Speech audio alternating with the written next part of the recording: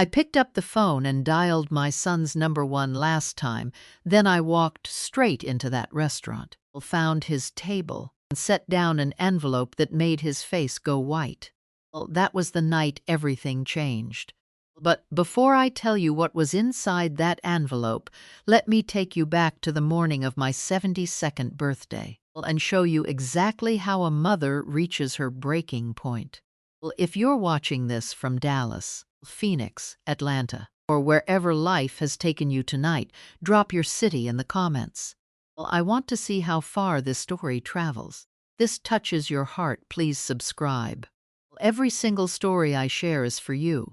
Well, I remember standing in my kitchen that morning, still in my robe, while holding a cup of coffee that had already gone cold.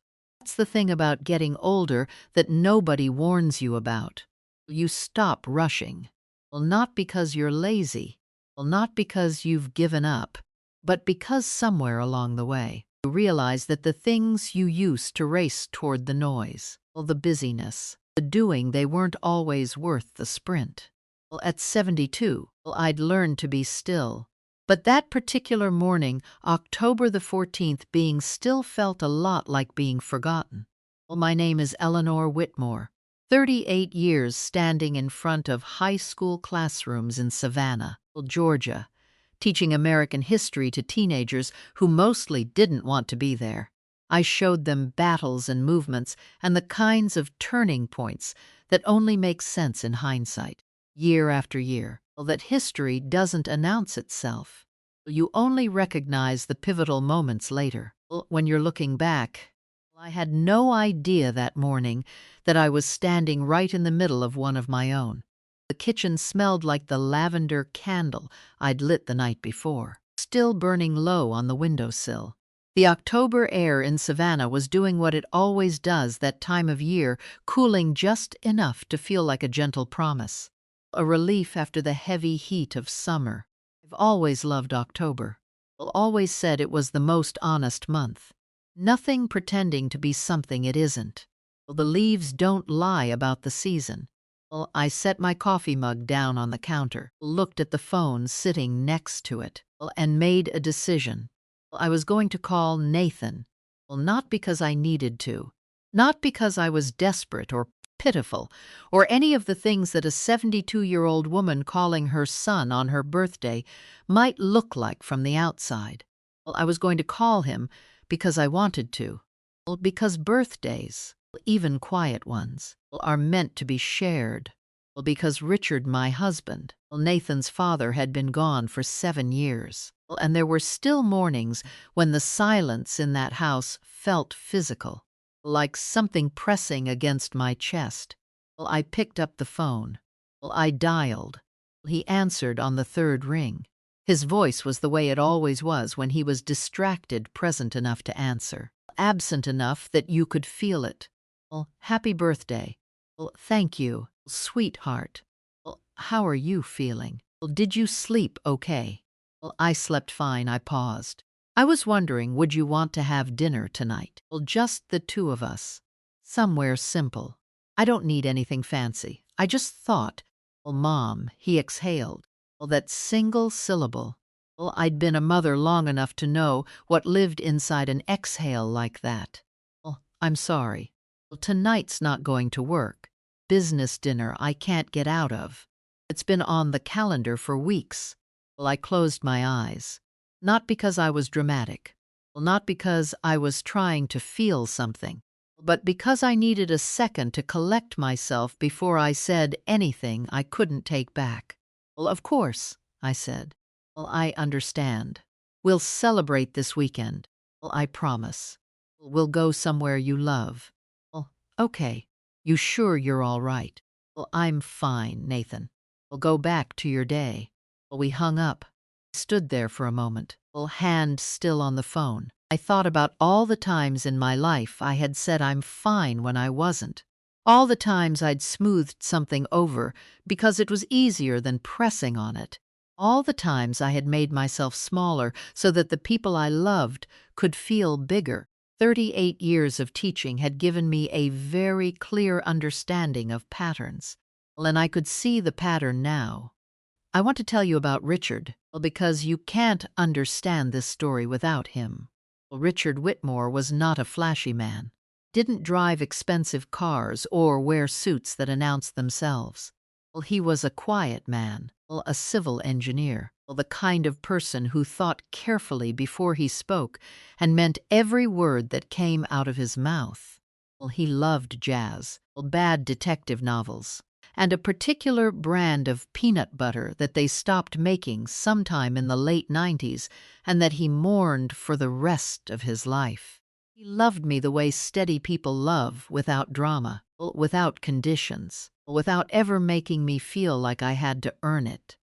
When Nathan was born, Richard held that baby and cried, openly, without embarrassment. And then he looked at me and said, Eleanor, we did something good. We raised Nathan together, the two of us, in the house on Briarwood Lane where I still live. But we were comfortable.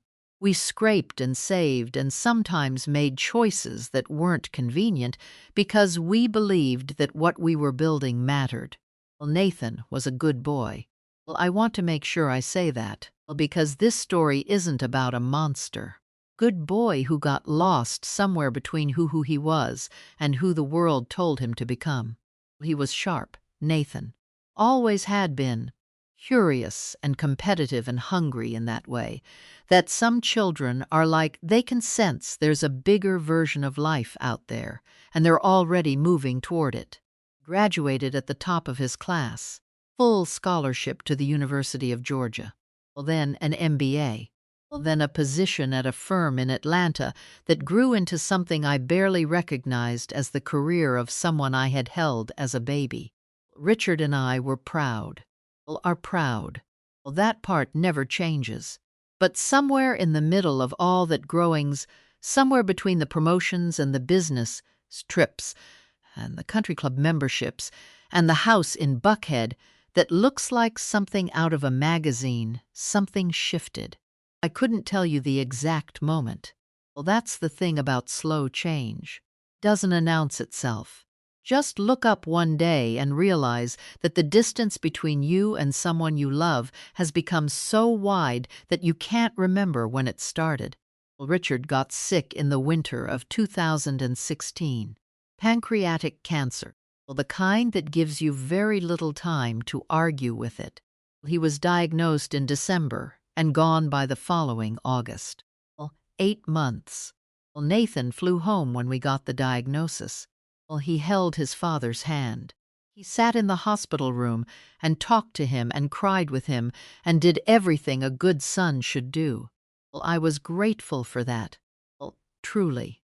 But there was a moment, near the end, when Richard asked Nathan to step out so he could talk to me alone. Richard took my hand.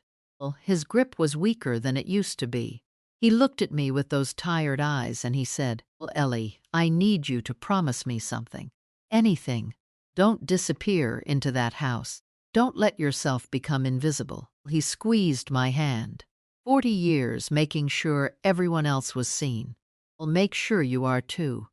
I promised him. Don't think I fully understood what he meant until the morning of my 72nd birthday, standing alone in my kitchen with a cup of cold coffee and the sound of nothing. After Nathan and I hung up, I didn't cry. I want to be honest about that. People expect grief to arrive in a rush, like a wave. But sometimes it settles in slowly, like weather changing. You don't notice it until the temperature has already dropped. I poured out the cold coffee, made a fresh cup, sat down at the kitchen table, the same table where Nathan had done his homework, where Richard and I had eaten dinner for 4 decades, where I had graded 10,000 papers over the years, and I thought about what I wanted to do with the day. I could call my friend Margaret. She'd have me over in a heartbeat, feed me something rich and unnecessary, and make me laugh until I forgot to feel sorry for myself. Could go to the bookstore on Bull Street. I could take a long walk along the river. I could spend the evening alone, which honestly didn't frighten me the way I think it used to. But then I thought about the blue dress. Richard had bought it for me 3 years before he died. Royal blue, simple cut, the kind of thing that doesn't go out of style because it was never trying to be fashionable in the first place. He'd handed me the box on a random Tuesday, not a birthday, not an anniversary, and when I asked him why, he'd said, because you looked like you needed something beautiful and didn't know it. I hadn't worn it in 2 years. I decided to wear it tonight. I was going to take myself out to dinner. Not out of defiance, not to prove anything to anyone, but because Richard was right. I had spent too many years making sure everyone else was seen. And tonight, I was going to see myself. I made a reservation at Magnolia's. It's a restaurant downtown that Richard and I used to love. White tablecloths, good wine, the kind of place that makes you feel like the evening matters. I got dressed slowly, deliberately, did my hair. I put on the pearl earrings Richard gave me on our 20th anniversary. I looked in the bathroom mirror and said, out loud, to the woman looking back at me, "You are still here. You still matter." Felt a little ridiculous. It also felt necessary. I arrived at Magnolia's just after 7. The hostess smiled at me, a young woman with dark hair and the particular warmth of someone who genuinely likes her job. Just one tonight, she asked. And she asked it the way a kind person asks, without making it sound like a verdict. Just one, I said. She led me toward the back of the restaurant, where there was a small corner table near the window that looked out onto the street, through the main dining room, past the bar, past the larger tables near the center. And that's when I saw them. I stopped walking. The hostess turned to look at me. "Maryu." "I'm sorry," I said. "Could you give me just a moment?"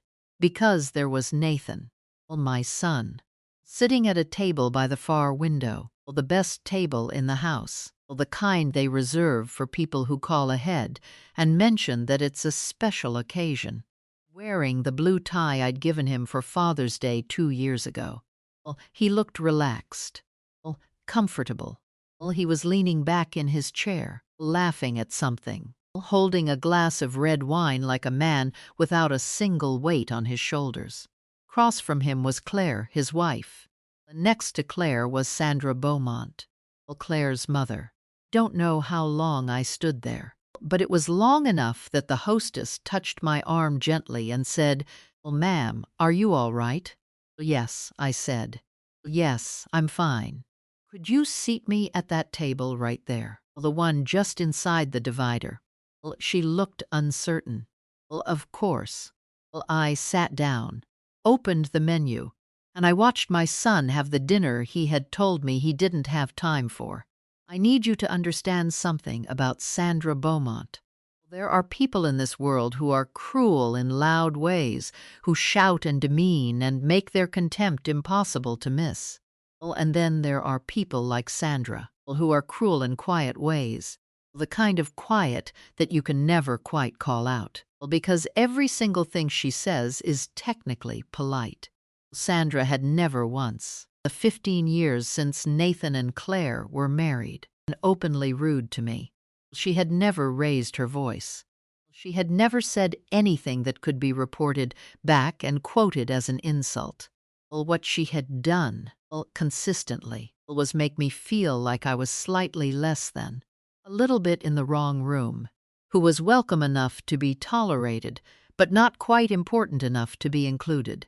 She had a way of asking me questions at family gatherings that sounded like interest and felt like audit. "And what did you teach again?" "Eleanor, history." "High school," said with the particular smile of someone who has already filed your answer under not impressive. She had a way of steering conversations away from me, toward herself, toward Claire, toward the particular world that her family occupied that Nathan had married into, and that I had never quite been invited to. And what I saw, watching from that corner table, was that Sandra was doing it again. She was leaning forward, animated, talking with her hands the way she does when she's excited about something. Claire was nodding. Nathan was listening, turning something over, nodding slowly. There was a folder on the table, burgundy, thick, that Nathan kept touching the edge of, pulling it closer, like it was something important. I ordered a glass of Chardonnay. I asked the server for the salmon. And I watched. I watched for 45 minutes. I know that might sound strange. In a restaurant, watching her son from across the room. But I need you to understand what it felt like from the inside. Because from the inside, it didn't feel strange at all. Felt like the clearest, most awake I'd been in years. Because I was watching, and I was remembering, and the two things were braiding together into something I couldn't quite yet name. I was remembering Nathan at 8 years old, sick with a fever of 103, calling for me in the night. The way he grabbed my hand in the dark and said, "Mom, I don't feel good," like I was the only thing in the world that could fix it. I was remembering working 2 summers at a tutoring center, not because I needed the money desperately, but because Nathan wanted to go on a school trip to Washington, D.C., and we were a little short. I didn't want him to be the one kid who couldn't go. I was remembering the jewelry. This is a thing I've never told Nathan. When he was a junior in high school, he was accepted into a summer leadership program at Duke University. Competitive, and it was expensive, and we were in a lean year. Richard had taken a pay cut to stay with a company he believed in, and the timing wasn't ideal. We sat down and looked at the numbers, and they didn't work. I had a set of jewelry that had been my mother's. A pearl necklace, a brooch, a pair of earrings not enormously valuable, but valuable enough. And valuable to me in the way that the things our mothers leave behind are always valuable in ways money doesn't capture. I sold it. I never told Richard. I told him the money came from a small bonus they'd given the staff at school. I never told Nathan. I just made sure he could go. That's what a mother does. Not because it's noble, not because she wants to be celebrated for it, but because the love is just larger than the sacrifice. And so the sacrifice barely registers. It's only later, years later, sitting in a restaurant watching your son celebrate without you, that the weight of all those small surrenders arrives at once. The salmon was good. I ate it slowly. I had another half glass of wine. I watched Nathan laugh and talk and be completely at ease, and I felt something shifting inside me that I couldn't quite name in the moment. It wasn't anger. I want to be precise about this, because anger would have been simpler. It was something more complicated than anger. It was grief, maybe. Doesn't have a clear object, not grief for a person, but grief for a version of things you thought you'd have. Grief for the dinner I'd imagined having. "I'll always be there for you," that Nathan had said his father's graveside, and that I had held on to like it was something solid. And underneath the grief, something else, something that I can only describe as clarity. Because I watched that table, and I watched Sandra's hands on that burgundy folder, and I caught fragments of words that drifted across the restaurant, not enough to make sentences, just enough to make impressions. The property, the accounts, would need to go through her, but she won't fight it if we frame it the right. I'm not a suspicious woman by nature. I have never been the kind of person who looks for problems in the corners of things.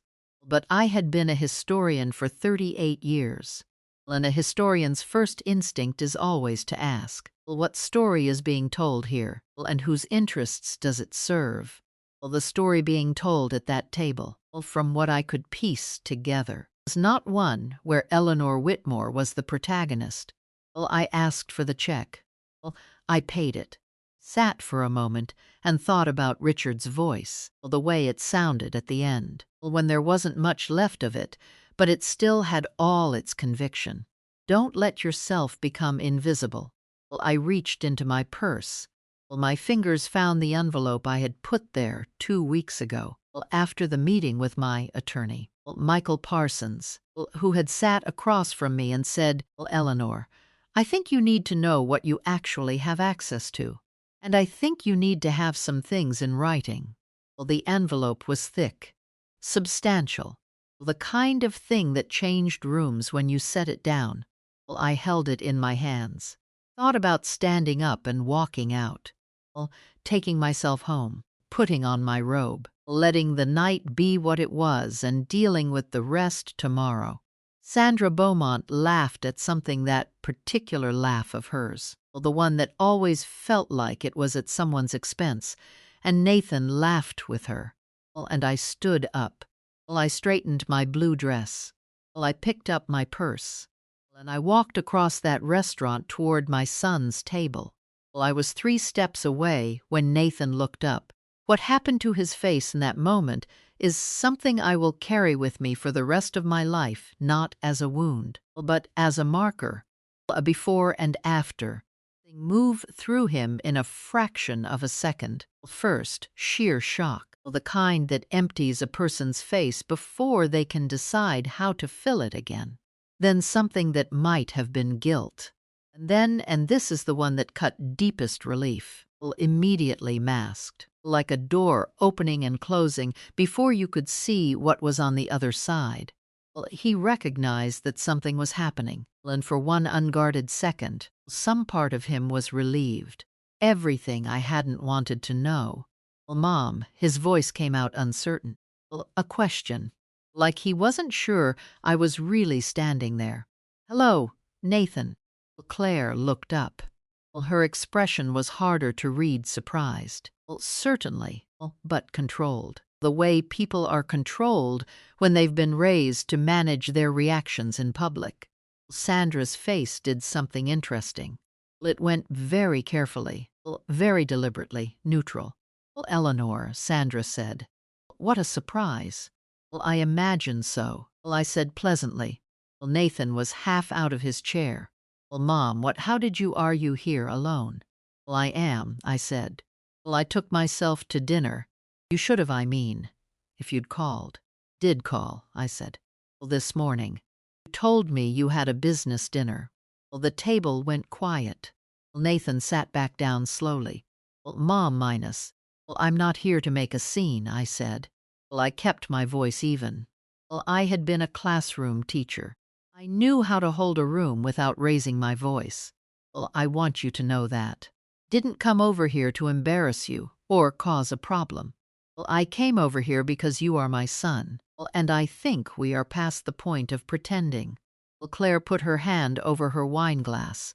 Sandra straightened her posture almost imperceptibly. But I noticed. There's something I'd like to give you, I said to Nathan, and I placed the envelope on the table.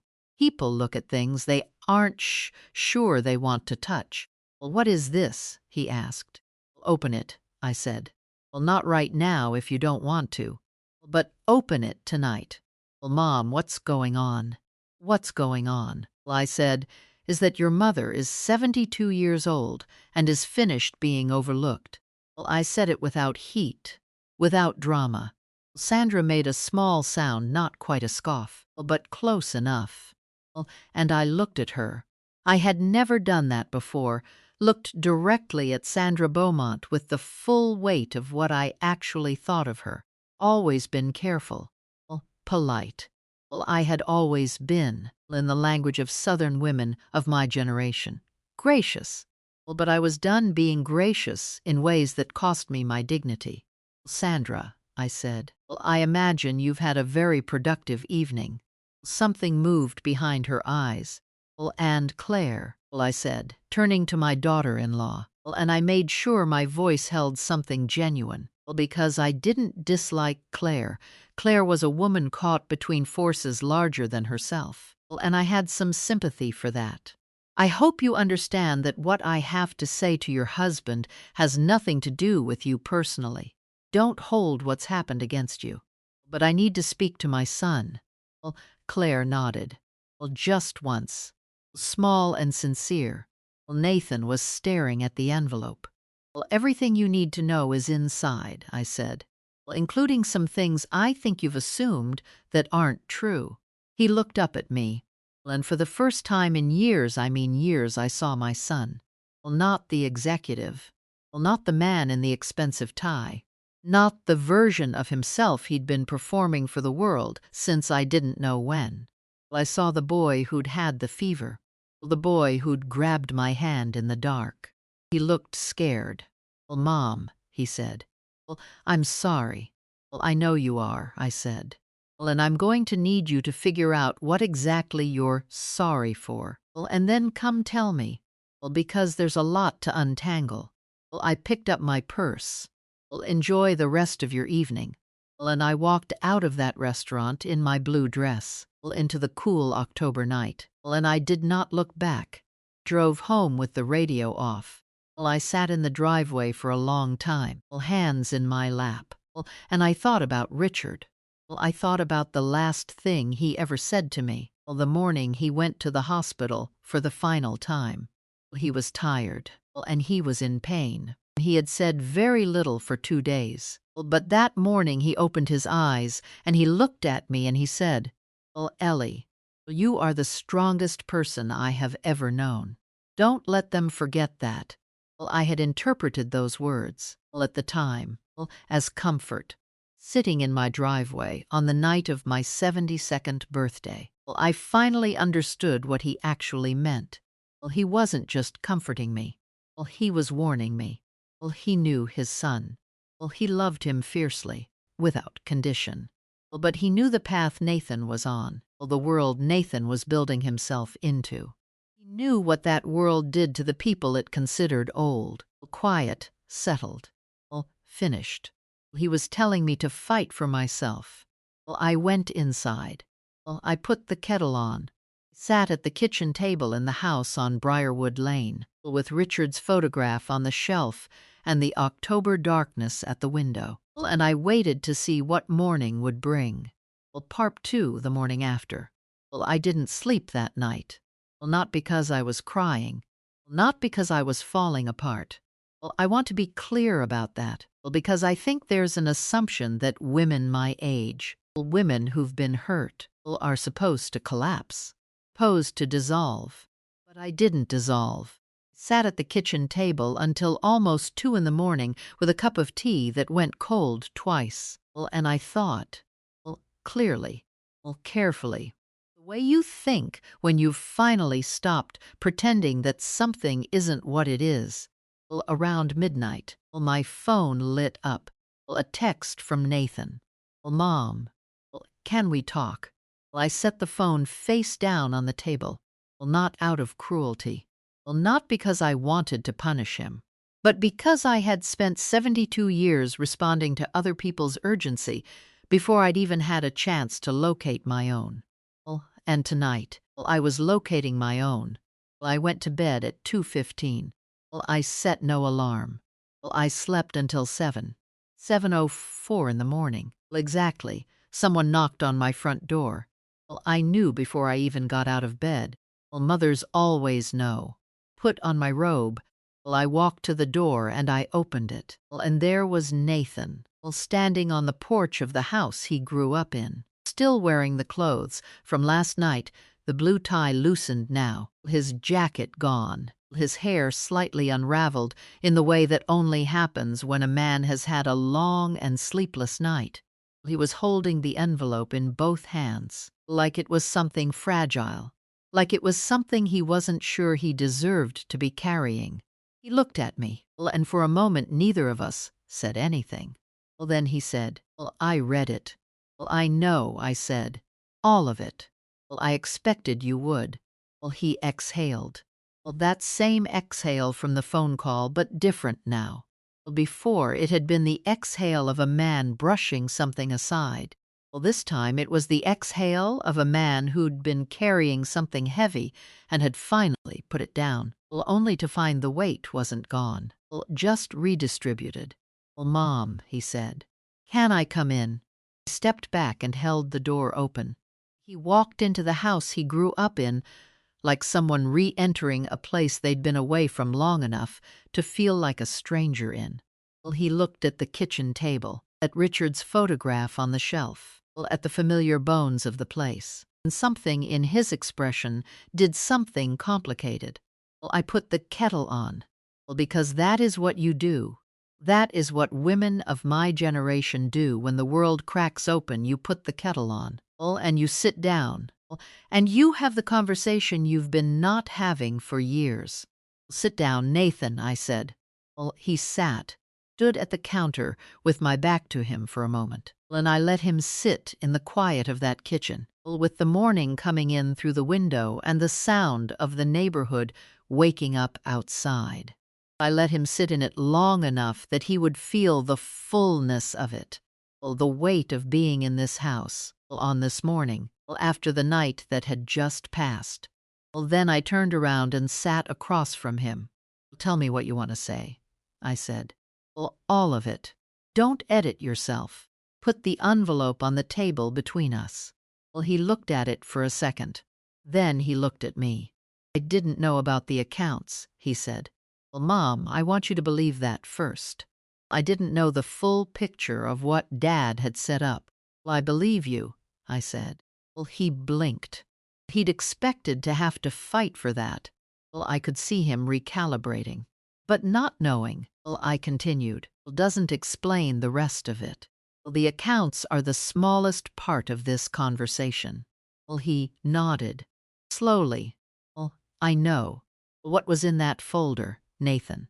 Didn't answer immediately. He pressed his lips together, and I watched him make a decision about honesty, and I watched him choose it not without difficulty, but choose it. Sandra has been pushing for a while, he said. She has this idea, she's had it for a couple of years now, about a property investment.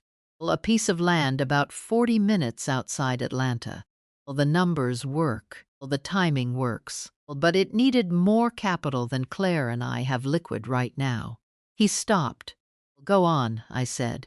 She suggested, and I want to be really clear that I didn't agree. Mom, I hadn't agreed to anything she suggested, that if we restructured some of the family assets, we could access enough for the initial investment, and that by the time anything was formalized you would— He stopped again. That I would what? I said. He looked at the table. That you would likely not need it. At your age. The kitchen was very quiet, very carefully, very evenly. Is 72 years old. Not 92, not on death's door, not confused and shuffling around and unaware of what's happening in my own affairs. I am 72 years old. I teach 2 online history courses through the community college. I drive myself everywhere I need to go, and I am in full and complete control of every single thing that Richard left in my care. Nathan's jaw tightened. I know. Did you know last night? A pause. Not completely, he said. I thought, and this is no excuse. I understand that I thought some of the decisions had already shifted to me, legally. Dad died, and I started helping with some of the paperwork. I assumed— You assumed, I said. Yes. You assumed your mother didn't understand what she had. He looked up at me, and his eyes were wet. And I felt something in my chest break open and close again in the same breath, because he was still my son, still the boy with the fever, still the person I had loved more completely than I had ever loved anything. Love doesn't mean accepting a lie. I assumed you trusted me to handle it, he said. And I think I let that assumption become something it shouldn't have. It became convenience, I said. He didn't argue. Nathan, I want to ask you something, and I need you to answer me honestly. Not as a son trying to manage his mother, as a person talking to another person. Can you do that? Yes, he said. When did you stop seeing me? He went very still. Not physically. I know you see me. Dinners occasionally. You call. We exist in each other's lives in a technical sense. But when did you stop seeing me? When did I become something in the background? When did I become someone to manage rather than someone to know? He didn't answer right away, and I was glad. Answer that came too quickly would have been a performance. And I'd had enough performances. The kettle clicked off. I got up and made the tea. I put a mug in front of him and sat back down. And I waited. I don't know exactly when. He finally said. But I think it started happening around the time things with Claire's family really solidified. When Sandra started being more present, more involved. And her world is very different from, he paused, from where I came from. From me, I said. From you. From this house. From the way we did things. And that world is better. No, he said. Immediately. No. That's not what I mean. Then what do you mean? He struggled. I watched him struggle, and I didn't help him, because some things a person has to find the words for themselves. You can't be handed the language for your own reckoning. I think I got caught up, he said finally, the version of success that world represents.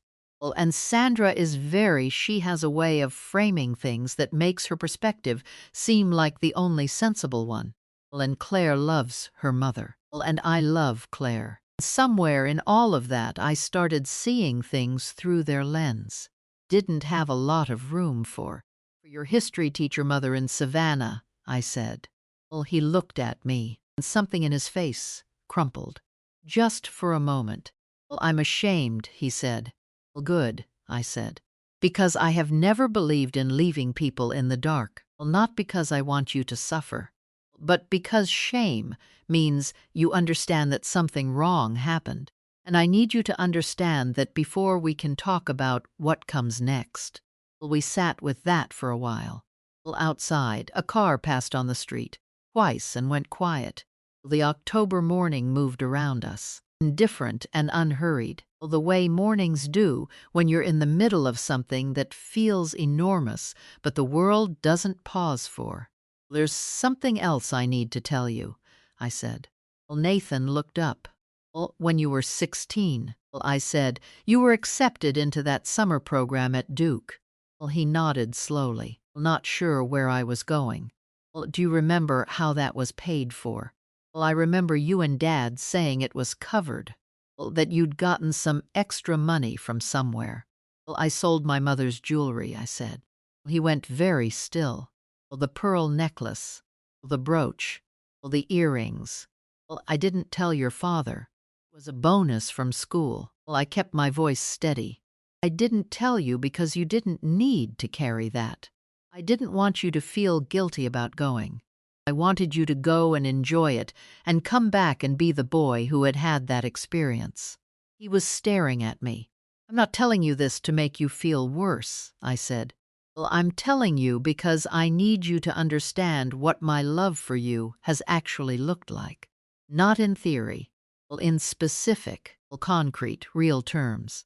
Because I think somewhere along the way, the things I did for you became invisible. They became assumed, the way air is assumed, and I need you to see them. Nathan put his elbows on the table and his face in his hands, and then he started to cry. Not the polished, controlled emotion I'd seen from him at his father's funeral, where he'd been managing his grief the way he managed everything efficiently, with an eye on appearances. This was different.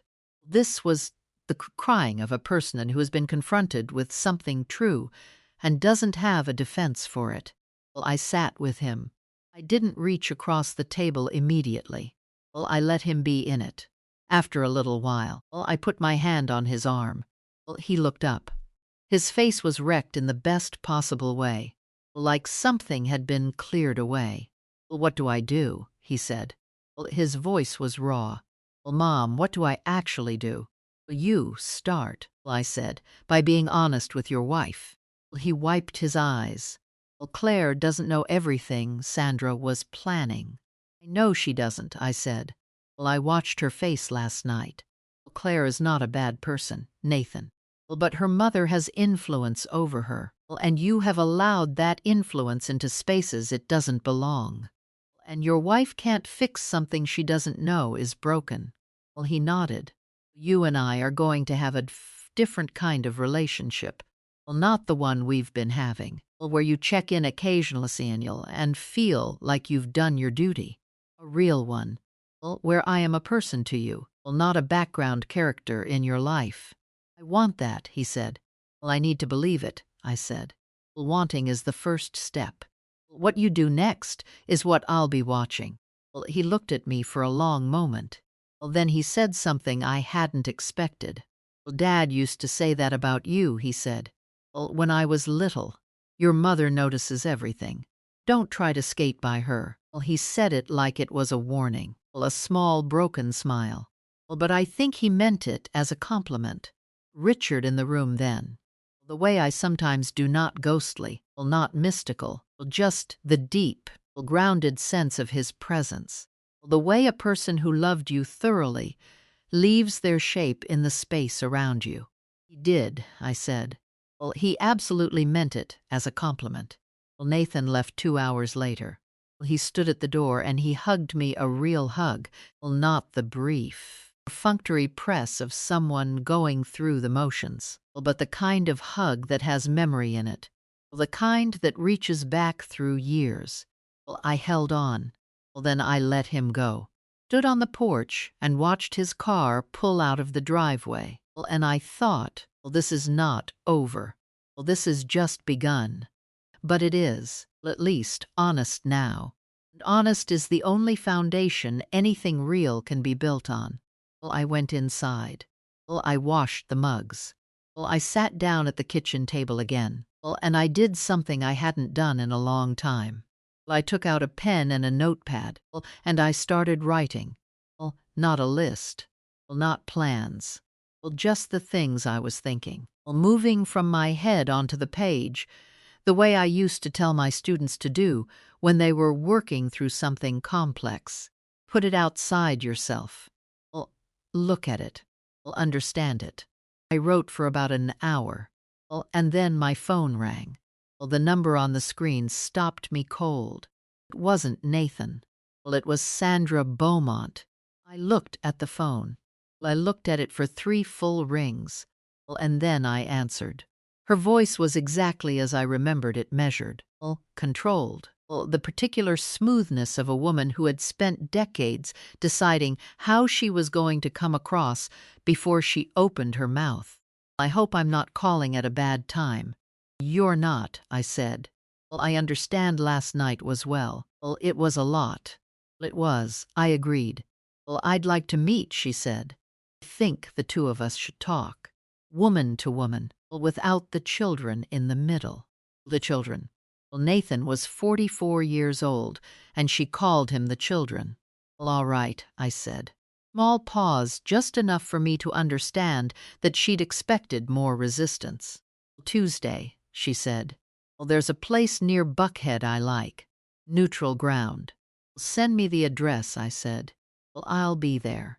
Well, we hung up. I sat with the phone in my hand, and I thought about what Sandra Beaumont wanted from a meeting with me.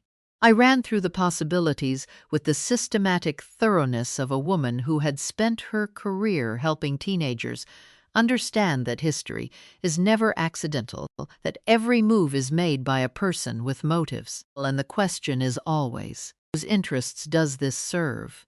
Sandra wasn't calling out of remorse. Sandra wasn't calling to apologize. Sandra was calling because the envelope I'd set on that table had changed the landscape of something she'd been building, and she wanted to understand what she was dealing with. Well, she wanted to take my measure, and for the first time in the 15 years I'd known her, well, I was looking forward to letting her try. Tuesday arrived overcast and cool, the kind of Atlanta November day that can't quite decide whether it's going to commit to the season. I dressed carefully, not in a way that was trying to impress. I was past the age of dressing to impress Sandra Beaumont, but in a way that was intentional. Dark slacks, a cream-colored blouse, the pearl earrings. Earrings I'd worn at the restaurant. I wanted her to see them and know that I hadn't forgotten what they cost. The restaurant was the kind of place that Sandra would choose. Quiet, expensive, the sort that has cloth napkins at lunch and a wine list the size of a novel. I arrived 5 minutes early and I asked the hostess to seat me. And I sat with my back to the wall facing the door. Because that is how you sit when you are having a meeting you need to see coming. Sandra walked in at 5 minutes past the hour. Intentional. Of course. She was a tall woman, Sandra. Elegant in the way that takes significant money and effort to maintain, although it's designed to look effortless.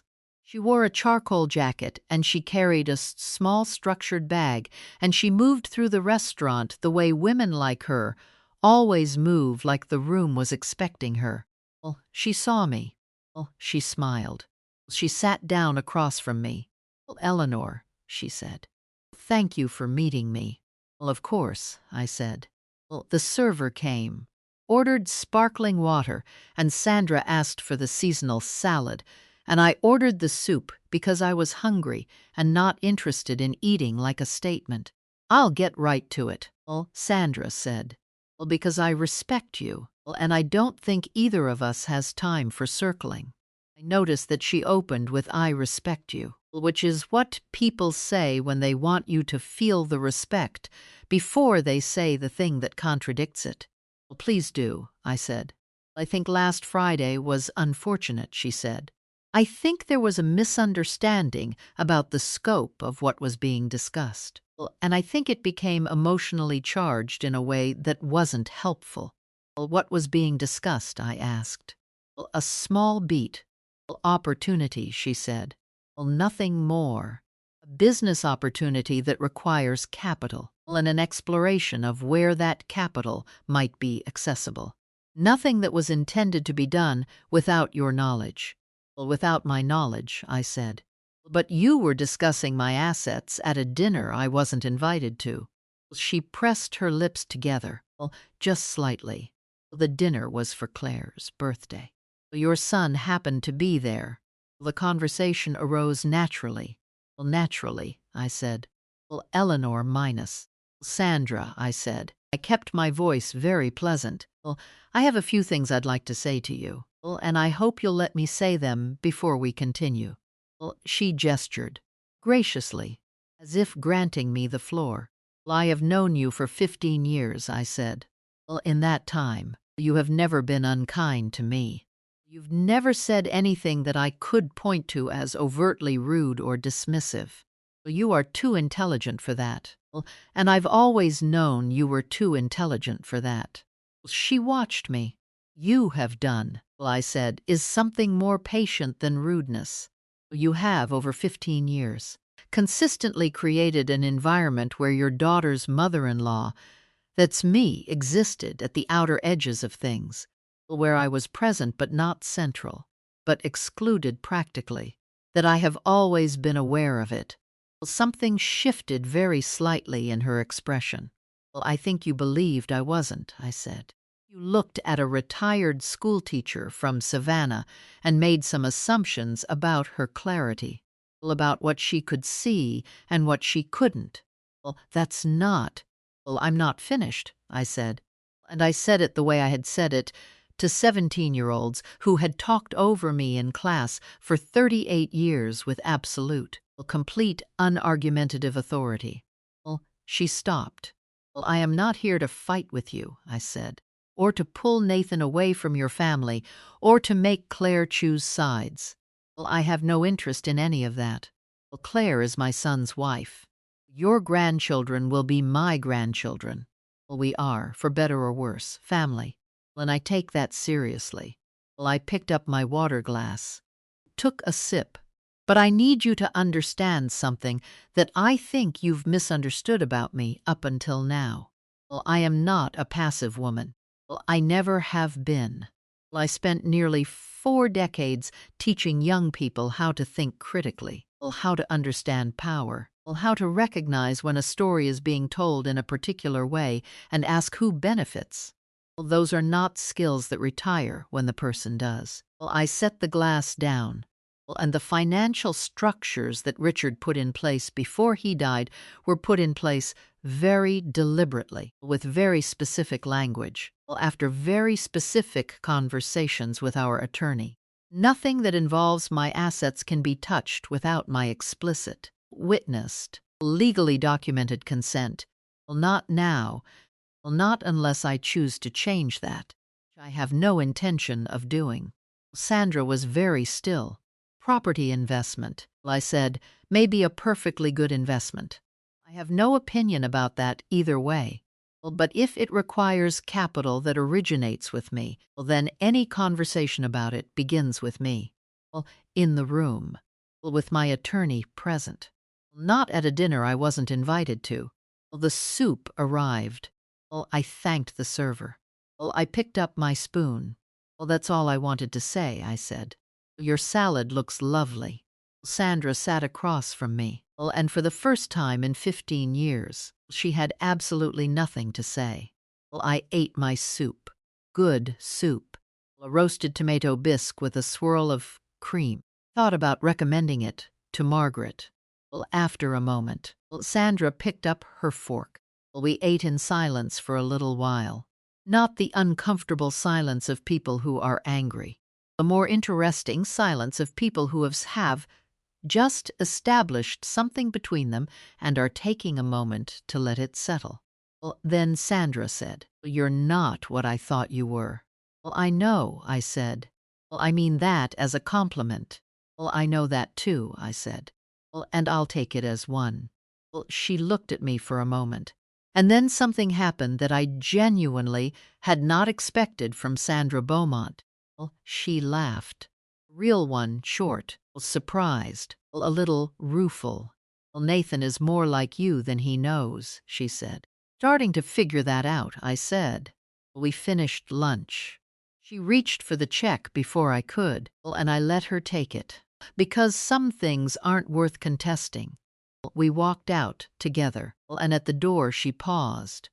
Eleanor, she said, I owe you an apology. A real one, not a managed one. I waited. I didn't intend to treat you like you were less, she said. I don't think I was fully conscious of how it must have looked. And I'm aware that not conscious isn't the same as not harmful. It was the most honest thing she had ever said to me. Thank you, I said. We didn't hug. We weren't there yet, and might never be, and that was fine. We shook hands, which was possibly a little formal but also felt right, like the signing of something. I walked to my car, sat for a moment before starting it. I thought about the past few days, and the blue dress and the envelope and Nathan's face and the conversation at the kitchen table and this lunch and the handshake. I thought about how, 4 days ago, I had woken up on my birthday expecting the day to diminish me, and how instead it had clarified me. How sometimes the thing that breaks you open is also the thing that finally shows you what you're made of. I thought about Richard. I thought about what he'd said at the end. And I thought, I see it now, Richard. I finally see what you were trying to tell me. Invisible. I never was. I started the car. I drove home through the Atlanta afternoon with the radio on the low. And I felt, for the first time in a very long time, like myself. Not the version of myself that existed in the margins of other people's lives. The full version. The one that Richard had always seen. The one that had been standing there the whole time, waiting to be acknowledged. When I got home, there was a voicemail from Nathan. I listened to it standing in the kitchen, still in my coat. Mom. I talked to Claire. All of it. We were up until almost 3. She had some things to say, too. And it wasn't an easy conversation. But it was the right one. A pause. I also called Michael Parsons, your attorney. Not to challenge anything. I wanted to understand what Dad actually set up, what he was actually thinking. Another pause. He read me a letter. Mom. Dad left a letter with Michael. to be read if he ever thought I needed to hear it. His voice dropped. Well, I needed to hear it. Well, a long breath. Well, can I come over this weekend? Well, I'd just like to come over. Well, if that's okay. Well, I set the phone down on the counter, pressed my palm flat against the kitchen table. Well, the same table that had held 38 years of papers and homework and dinners, and the particular weight of a family living its life. Well, and I said, well, out loud to the room, the photograph on the shelf, well, to the man whose voice I still heard in the early morning quiet of that house. Richard didn't answer, but it felt somehow like it agreed. Well, Nathan came on Saturday. Well, not at noon. Well, not at 2 in the afternoon the way he usually did when visits were scheduled and comfortable and easy to leave. Well, he came at 9 in the morning, which told me everything about where his head had been since Tuesday. People who show up at 9 in the morning are people who have been awake since 6 thinking about what they need to say. Well, I heard his car in the driveway. Well, I was already dressed. Well, I had coffee on. He walked in and he looked different from the man who had stood on my porch 3 days ago. Still tired, there was something around his eyes that sleep hadn't quite fixed, but there was something else, too. Well, something settled, like a person who has walked through a storm and come out the other side and is still a little wet, but knows the storm is behind them. He sat down at the kitchen table. Well, I poured 2 cups of coffee. Well, I sat across from him, and before I could say a single word, well, he reached into the inside pocket of his jacket and pulled out a folded piece of paper. He held it across the table to me. Well, Michael gave me a copy, he said. You should have it. Well, I looked at the paper. Well, my hands recognized Richard's handwriting before my eyes fully registered what I was looking at. Well, that particular slant, well, the way he made his capital letters slightly larger than necessary, the unhurried deliberateness of a man who had written things out longhand his entire life because he believed that how you wrote something reflected how seriously you meant it. Well, when did he write this? I asked. Well, Michael said January of 2017. Well, Nathan said 6 months before he died. 6 months before he died. Richard had known by then, had known that the time was finite, that there were things that needed to be said that couldn't be left to chance or to the assumptions that families make about each other. He had sat down somewhere in those last months and written this letter and given it to our attorney with instructions I hadn't known about. Did Michael tell you when he was supposed to give it to you? I asked. Nathan nodded slowly. He said Dad's instructions were specific. To give it to me if I ever came in asking about your financial situation. If I ever came in making inquiries about assets or accounts or restructuring anything that was yours. Well, he paused. He said he'd been holding it for 7 years. I thought about that. Richard, in the January of the last year of his life, had known his son well enough to anticipate that this moment might come. Well, not with certainty, maybe. Well, not as a condemnation of Nathan, but as a precaution. The kind of thing a father does when he loves 2 people and understands that love doesn't prevent the complications that arise between them. Well, he had prepared. Well, I unfolded the paper. Well, I read it. Well, I am not going to tell you everything Richard wrote, because some of it belongs only to me and to Nathan and to the private architecture of our family. But I will tell you what the essential truth of it was, because you need to understand what it meant. Richard had written to Nathan about me, about who I was, specifically, not in the soft language of a eulogy, but in the plain, direct language of a man who had watched a woman closely for 40 years and wanted to make sure that what he saw was recorded somewhere. He wrote about the jewelry. He had known. Of course he had known. Richard always knew. He had simply never said anything, because he understood that I hadn't wanted thanks, and he'd respected that. He had written it down so that Nathan would know. He wrote about the extra tutoring hours, the summers I'd worked, the particular calculation of love that operates below the surface of a family's daily life and is never acknowledged because the person making the calculation doesn't want acknowledgement. They just want the people they love to be okay. And then he wrote something that made me stop breathing for a moment. Nathan, the hardest thing you will ever have to resist is the temptation to see your mother as someone who has already lived her important life. She hasn't. The life she has in front of her is as important as any she's lived. The worst thing you could do, the thing I am most afraid of, if I'm being honest, is to love her in a way that makes her feel finished. She is not finished. She will never be finished until the day she decides she is. And knowing your mother, suspect that day is very far away. Don't make her disappear into the background of your life.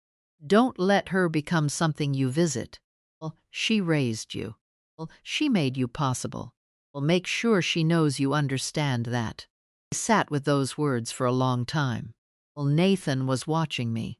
He didn't say anything. He had the wisdom, in that moment, to understand that silence was what the moment required. Finally, I refolded the paper. I set it on the table. He knew, I said. He always knew, Nathan said. Ever gave him credit for. He was a quiet man, I said. People confused his quietness for distance. It wasn't distance. It was attention. Nathan looked down at his coffee cup. I think I do that too, he said. Confuse quiet for absence.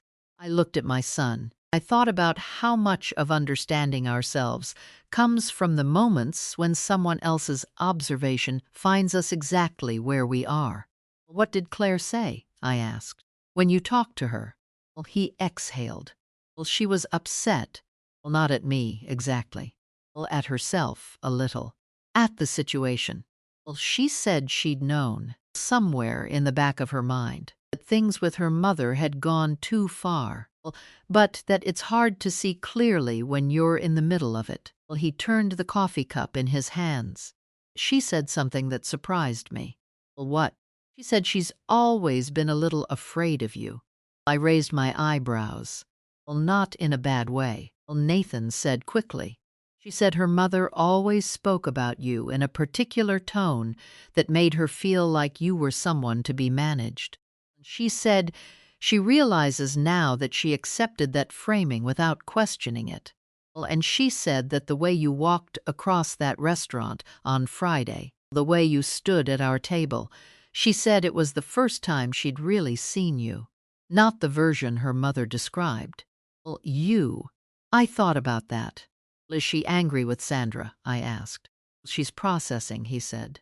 It's complicated for her. That's her mother. She loves her. But she's also asking some hard questions. He looked up. Would you be willing to have dinner with Claire? Just the two of you, if she asks. Yes, I said, without hesitation. He seemed relieved by the swiftness of it. Nathan, I said. I want to be honest with you about something. Okay. Need you to choose me over your wife. I never wanted that. Your marriage is the family you're building, and that comes first. What I need, what I have always needed, and never quite asked for clearly enough, is to not be erased. Difference. You understand that. I understand that, he said. The option I'm given is invisible or divisive. I'll take neither. I'll build something else. He frowned slightly. What do you mean? Something else. I smiled. You'll see. I wasn't ready to tell him yet. Wasn't the right moment. But I had been thinking, in the days since my birthday, about what Richard said in that letter, about what he'd understood about me that perhaps I hadn't fully understood about myself. I was not finished. And I was starting to have ideas about what not finished might look like. Nathan left around noon. Another real hug at the door. This time I noticed something I hadn't in a long time. He held on a second longer than necessary. He was recalibrating the distance. He was making sure I registered as real and present and important before he let go. Stood on the porch and watched him drive away, and I allowed myself to feel, fully and without apology, the complicated warmth of a relationship that was injured and repairing, and still, underneath everything, intact. Then I went inside and called Margaret. Margaret Okonkwo had been my best friend for 27 years. We met at a teacher's development workshop in 1996. The two of us stuck next to each other in a fluorescent-lit conference room, listening to an administrator explain grading rubrics for 45 minutes. And by minute 30, we had already developed an entire private communication system through facial expressions. She taught English literature. She was loud and warm and relentlessly perceptive, and she made the best jollof rice I had ever eaten in my life, and she had been calling me every other day since my birthday to check on me. Because that is what a real friend does. She picked up on the first ring. Ellie, tell me everything. So I told her everything. All of it. The restaurant, the envelope, Nathan on the porch, the letter, the lunch with Sandra, the conversation this morning. I talked for probably 40 minutes, and Margaret listened with the focused attention of someone taking notes. And when I finished, she was quiet for exactly 3 seconds, and then she said, "Richard left a letter with the attorney specifically for this scenario." "Yes," I said. "That man," she said. "Eleanor, that man loved you in a way that should be studied." I laughed. Felt good. The kind of laugh that releases something. "What are you going to do now?" she asked. "I've been thinking about that," I said. "I want to talk to you about something. Something I've been turning over in my head." "Talk." "You know I've been doing the online history courses through the community college. 2 sections, Tuesday and Thursday mornings." "I know." "I had an idea," I said, "about expanding that, about doing something more." "More how?" "I want to create something," I said. "A podcast, or maybe a YouTube channel. I don't know the technology well enough yet to know what form it would take. But I've been thinking about stories, about the kind of history that doesn't get taught in textbooks, the history of ordinary people, women who made decisions that mattered in circumstances that no one recorded, the way families survive things, the way communities build and break and rebuild." There was a pause. Eleanor Whitmore, Margaret said. "I know it sounds best idea you've ever had," she said. "And I want to help."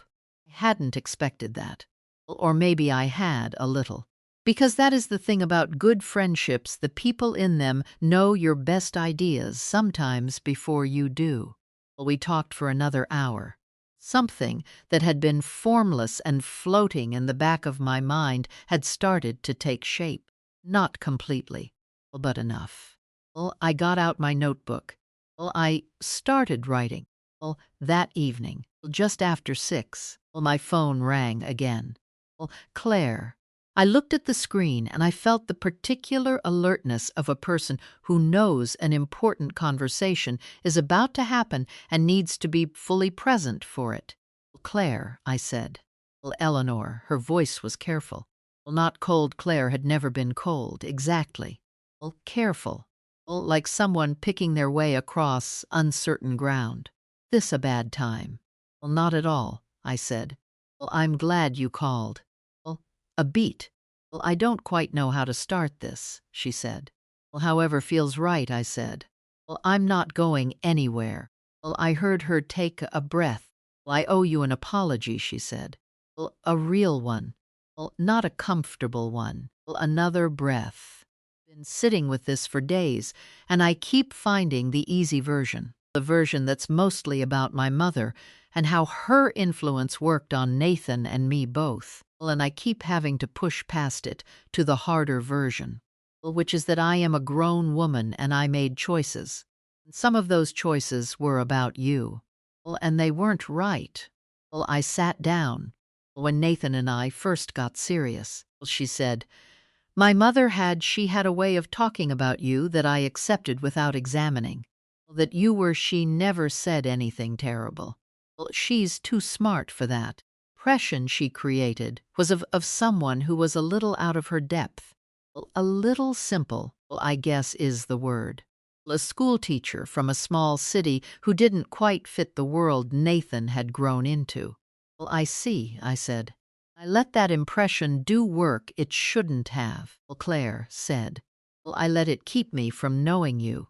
Well, I kept a distance that I told myself was respectful of your space. Well, but if I'm honest, it was easier than dealing with the friction my mother created whenever she thought Nathan was spending too much time with you. Well, she stopped.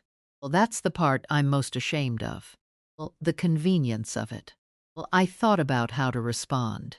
Well, and I decided, well, as I had decided throughout this week, well, that honesty was the only thing worth offering. Well, Claire, I said, I want to tell you something. I don't think you're a bad person. Well, I've never thought that.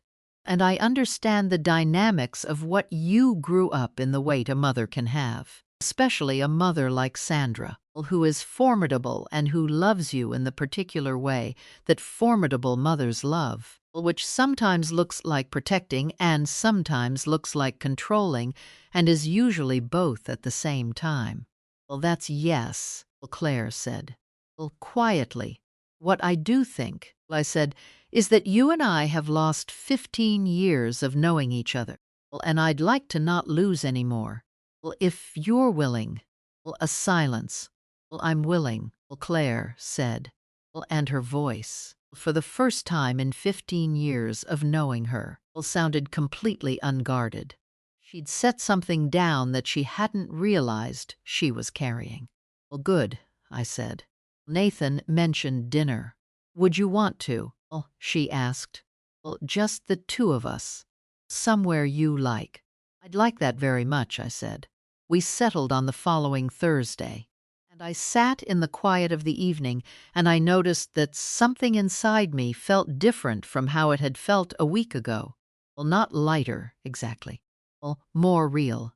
Like the world had reduced itself to its actual dimensions. And the actual dimensions turned out to be something I could inhabit comfortably. Problem with living in reduced circumstances, emotional reduced circumstances. Well, I mean, the kind where you slowly accept being smaller than you are is that you stop noticing the reduction. It happens gradually, the way a room gets darker as the afternoon moves, and you don't reach for the lamp because each incremental shift seems too small to address. And then suddenly it's dark, and you've been sitting in the dark for longer than you knew.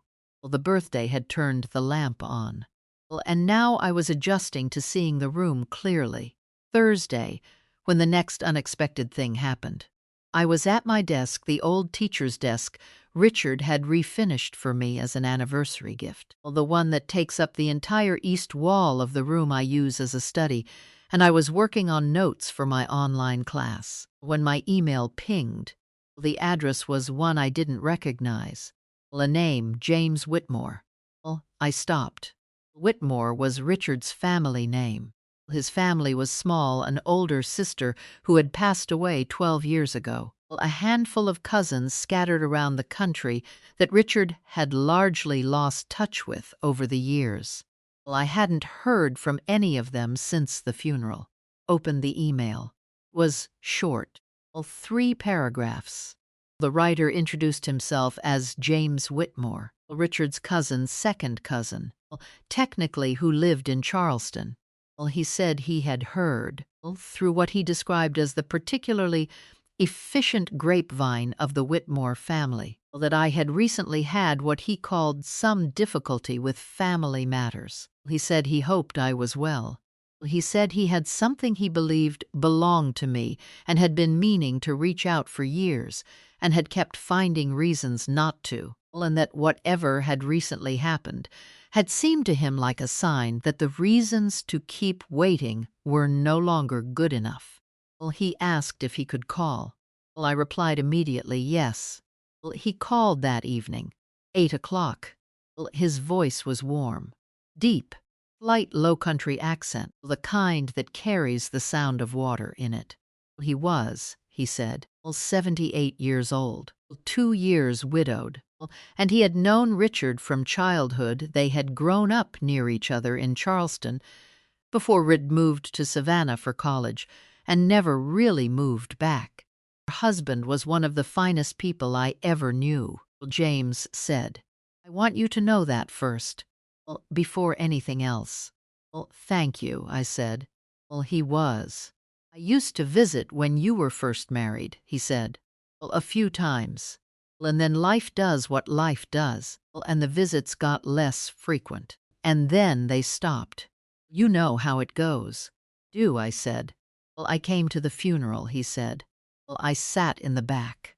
I didn't introduce myself because I thought, I thought there were enough people for you to manage, and you didn't need a near stranger from Richard's past adding to the crowd. I thought about that funeral, full of people. Me standing at the front with Nathan, shaking hands, holding myself together with the particular rigid composure of a woman who has decided that she will fall apart later, in private, when no one needs anything from her. I wish I'd known you were there, I said. I wish I'd made myself known, he said. One of the things I've been regretting. You said you had something, I said. Something that belongs to me. A pause. Yes, he said. This is going to sound, I want you to know I'm not a sentimental man. By nature. I'm an engineer. Retired. I deal in things that can be measured. Richard was an engineer, I said. I know. It ran in the family. He paused. When Richard knew he was sick, he called me. Just once. Spoken in probably 6 years before that call. Called me and we talked for 2 hours. About everything. About the old days. About the family. About you. About Nathan. About what he was afraid of and what he wasn't. He wasn't afraid of dying. I want you to know that he told me he wasn't afraid of it, and I believed him, because Richard was never a man who said things he didn't mean. My throat tightened. No, I said. He wasn't. What he was afraid of, James said slowly, was you being alone. Not in the practical sense. He knew you were capable. He said that about 10 times in that conversation, Eleanor is the most capable person I know. What he was afraid of was you being alone in the sense of being unseen. He kept coming back to that word. Unseen. I pressed my hand against my chest. He asked me to look in on you, James said. And I told him I would. And then I didn't. I don't have a good excuse. Strange things to the obligations we make. I've been thinking about that promise for 7 years. And when I heard from a cousin that you'd had some kind of reckoning recently, she didn't have details. Just that something had shifted, it felt like the moment to stop making excuses. What did you hear? I asked. Just that Eleanor Whitmore had apparently reminded her family who she was, he said. Those were the exact words. I laughed. Unexpected, genuine, the kind that surprises your own face. Who told you that? My cousin Patricia. She's in Augusta. She knows Margaret Okonkwo from some church thing. You know how these things travel. I knew exactly how these things traveled. James, I said, what was it you said you had for me? Another pause. Longer this time. Richard gave me something during that call, he said. He mailed it to me a few weeks later. It was a letter. For you. He said he'd already left one with his attorney for Nathan, but this one was just for you. He said, James cleared his throat. He said you would know when to read it. You'd know because you'd have had your reckoning. He said Eleanor always knows. I sat very still. A second letter. Richard had written 2 letters. My voice came out smaller than I intended. Can you send it? I already scanned it and sent it by overnight mail, he said. Should be there tomorrow. The envelope arrived the next morning at 11. I recognized the handwriting on the outside, my name in Richard's particular script. Eleanor. Just that. No last name. Because to Richard, Eleanor was always enough.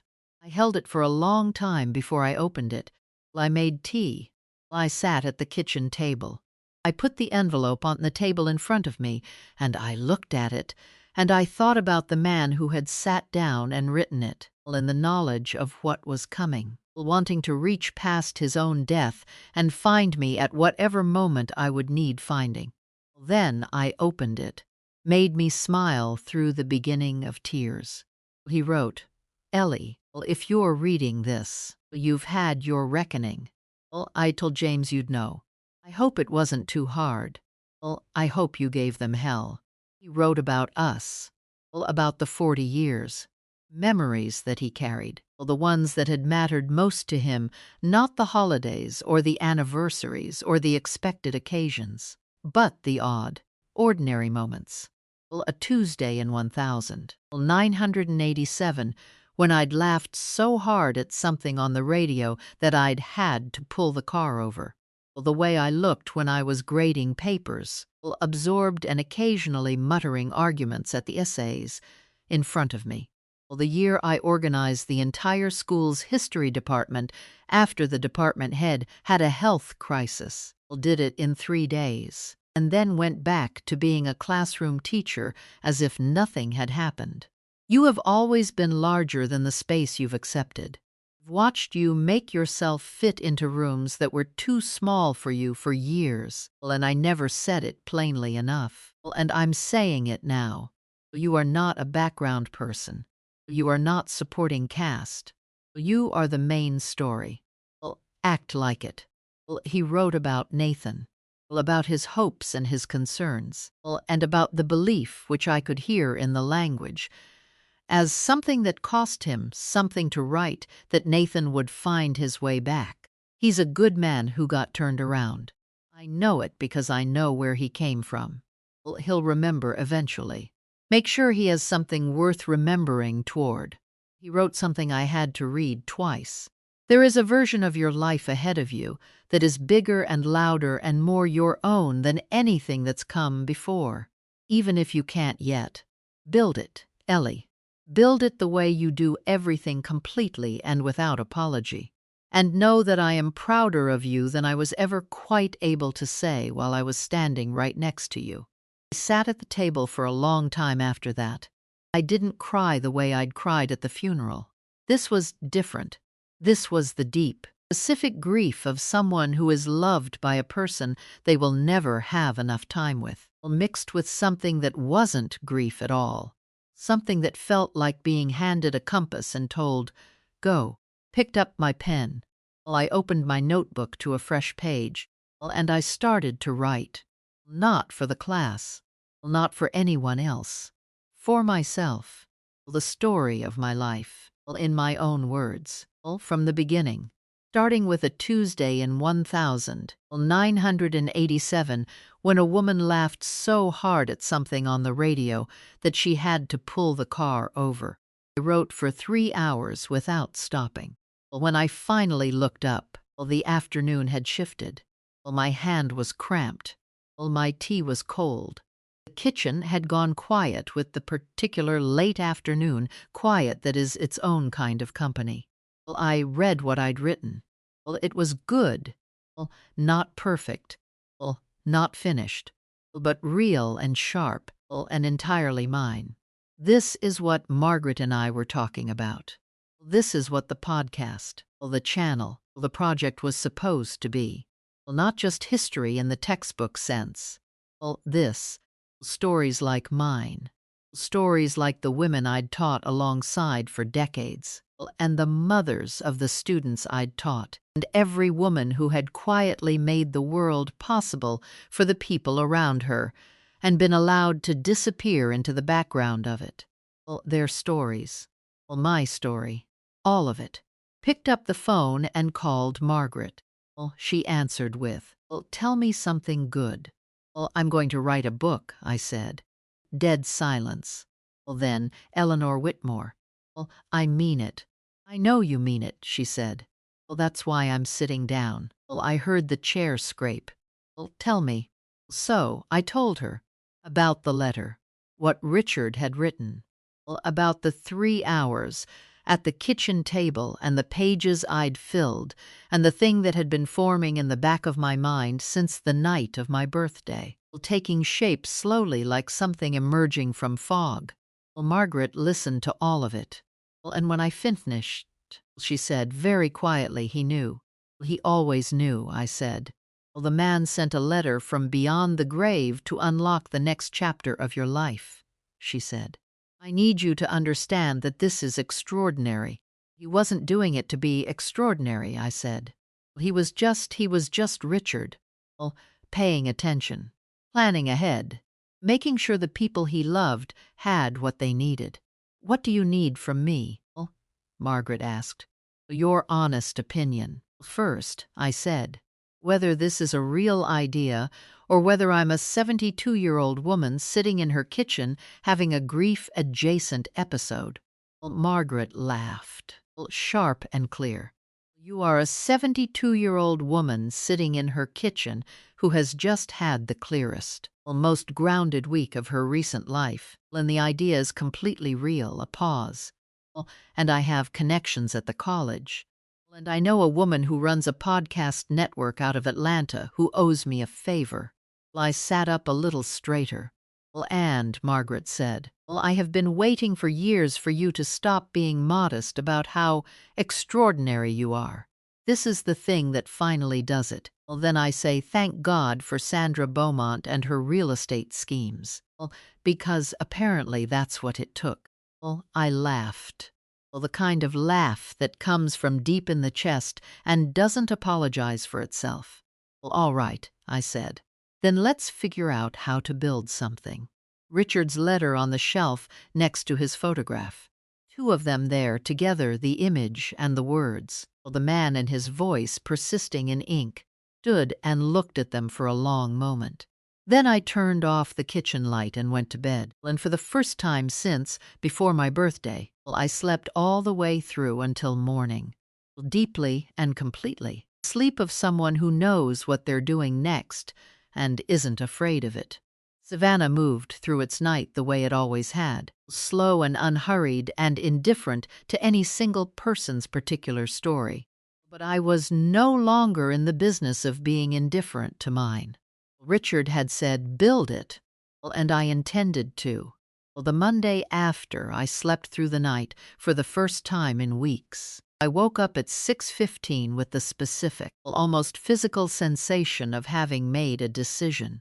Not the moment of making it that had happened the night before, quietly, without fanfare, but the morning after feeling of a decision that has settled into your bones overnight and is waiting for you when you open your eyes. Different from excitement. Excitement is restless. This was something steadier, knew where it was going. I made coffee. I sat at the desk. I opened my notebook to the pages I'd filled the day before, and I read them through from the beginning, slowly, the way I used to read student essays when I was trying to evaluate them, fairly not looking for what I hoped was there, but for what actually was. What was actually there was better than I'd expected. Not polished, not finished, but alive in a way that a lot of writing isn't, which is the one thing you can't teach and can't add in revision. It was either there or it wasn't, and in these pages, it was there. I picked up the phone and called Margaret at 7:30. She answered immediately, which told me she'd been up for a while. You read it again, she said. Question. I did, I said. And I think it's real, I said. I think we should move forward. I already emailed Diane, she said. I stopped. Margaret. Diane Pierce. The woman who runs the podcast network. Emailed her last night after we hung up. I told her I had someone she needed to talk to. Did that without asking me first. You called me and told me you wanted to build something. That is the same as asking. I know you. And I felt that particular mixture of exasperation and profound gratitude that is the signature of a real friendship, the kind where someone knows you well enough to move on your behalf before you've fully given yourself permission. "What did she say?" I asked. "Well, she said she'd call you today." "Well," Margaret said. "Her name is Diane Pierce." "Well, she's 61. She started the network after she retired from journalism. She has 4 shows, well, all with audiences over 50, well, all doing well. She knows her market and she knows good storytelling." A pause. "Well, she's going to love you." "You don't know that." "Well, Eleanor." "Well, I have known you for 27 years." "Well, I know exactly that." Well, Diane Pierce called at 10:15. Well, she had the brisk, well, warm directness of someone who had spent decades in newsrooms and had learned to cut through preamble without being rude about it. "Well, Margaret tells me you have a story," she said. "Well, I have many stories," I said. "Well, I taught history for 38 years. "Well, not just history." "Well, Margaret said your own story." "Well, the recent events." "Well, yes." "Well, tell me," she said. "Well, briefly." "Well, the shape of it." "Well, so I told her the shape of it." "Well, 5 minutes." "Well, clear and direct." "Well, the way I'd learned to present complex historical narratives to teenagers who didn't have patience for meandering." "Well, the birthday." "Well, the restaurant." "Well, the envelope." "Well, Nathan." "Well, Sandra." "Well, the letters." "The decision." "Well, when I finished." Well, Diane was quiet for exactly 4 seconds. "Well, when can you come to Atlanta?" she said. "Well, 2 weeks later." Well, I drove to Atlanta. "Well, I want to tell you about that drive." Well, because it mattered. 250 miles, roughly, from Savannah to Atlanta on the I-16 and then the I-75, through the flat Georgia landscape that opens up as you leave the coast and becomes something wider and less defined. Drive hundreds of times. Well, I know every rest stop, well, every town that appears on the signs, well, every stretch where the radio signal gets uncertain. This drive felt different. Well, I was 60 miles outside of Savannah when my phone rang through the car speakers. Well, Nathan. Well, I answered. "Where are you?" he asked. "Well, on the highway," I said. "Well, heading to Atlanta." Well, a pause. "Well, you're driving to Atlanta." "Well, I have a meeting." "Well, Mom, it's a 250-mile drive." "Well, you should have told me." "I could have." "Well, Nathan," I said pleasantly. "Well, I have been driving myself places for 54 years. Well, I will be fine." "Well, I know you'll be fine." "Well, He stopped. Well, I could hear him recalibrating, learning in real time the difference between concern and condescension. "Well, what's the meeting?" "Tell you about it when I know more," I said. "Well, how are things with Claire?" Well, another pause. "Well, but a different kind." "Better," he said. "Really better. We've been talking in a way we haven't in a long time, actually. There are things we'd let go unaddressed for years that are finally getting addressed." Well, he hesitated. "She told me she talked to her mother." Well, I kept my eyes on the road. Well, and Sandra is doing her own processing." Well, he said carefully. "Well, it's not comfortable for her." Well, but Claire said she's doing it. Well, and that's more than I expected. Honestly. "Sandra is a smart woman," I said. "Smart enough to understand when something has shifted irreversibly." "She asked about you." Well, Nathan said. Well, Sandra did.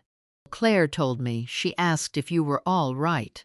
Well, Claire told her what you'd said about not wanting sides chosen, and Sandra was quiet.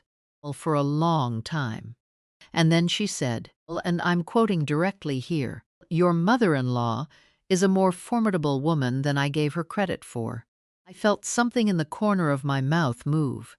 "Well, high praise from Sandra," I said. "Well, I think it might be the highest she's ever given anyone who wasn't related to her." Well, Nathan said. Well, and there was something in his voice, a lightness, small but real, that I hadn't heard in years. Well, maybe not since he was a boy. For the world had taught him that lightness was a luxury he couldn't afford. the rest of the way listening to a jazz station that came in clear once I was past Macon. The kind of jazz Richard loved, not aggressive, not trying to prove anything. Just music that understood its own architecture and moved through it with confidence. I thought about him the whole drive, not with the sharp grief of early loss, but with the warm, specific presence of someone who has become part of how you understand yourself. He was in the car with me. He was in the decision that had put me on this highway. He was in the letters that had unlocked something I hadn't fully known was locked. I arrived at Diane's studio at 2 in the afternoon.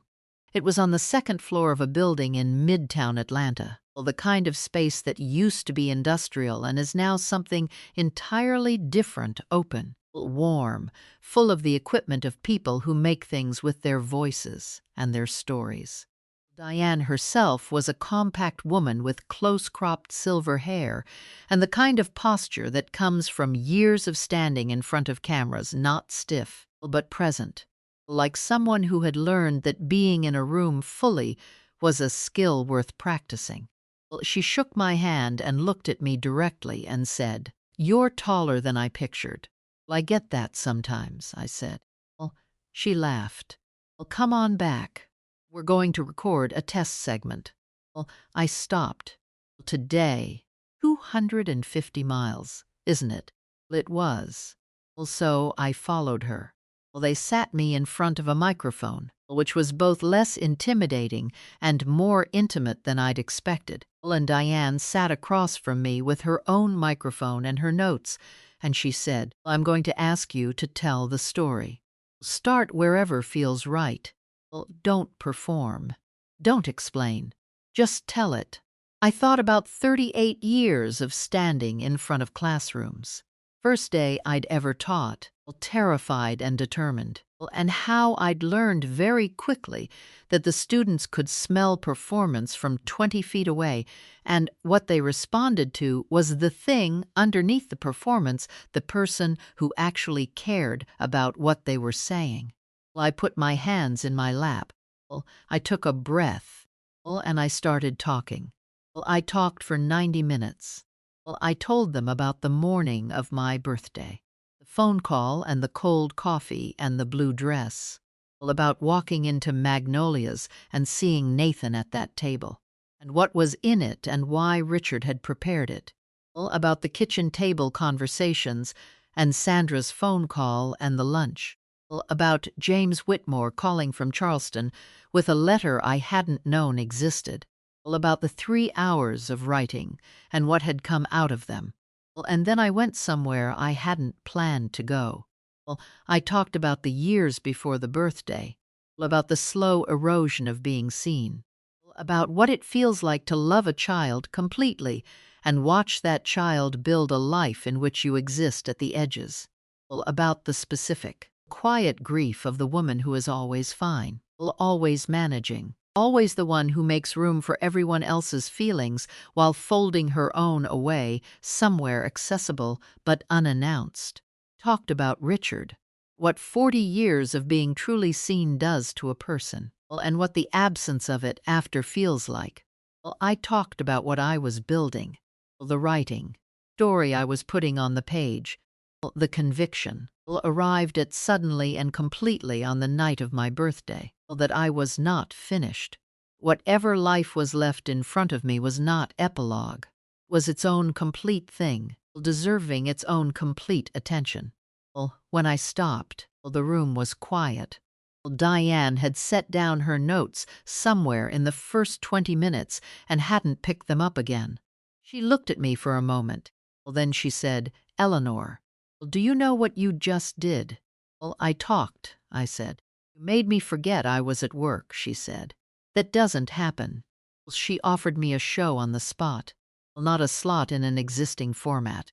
A new show, built around my voice and my stories and the specific, underserved audience of women over 50 who were tired of being told that their most interesting chapters were behind them, provisionally, still here.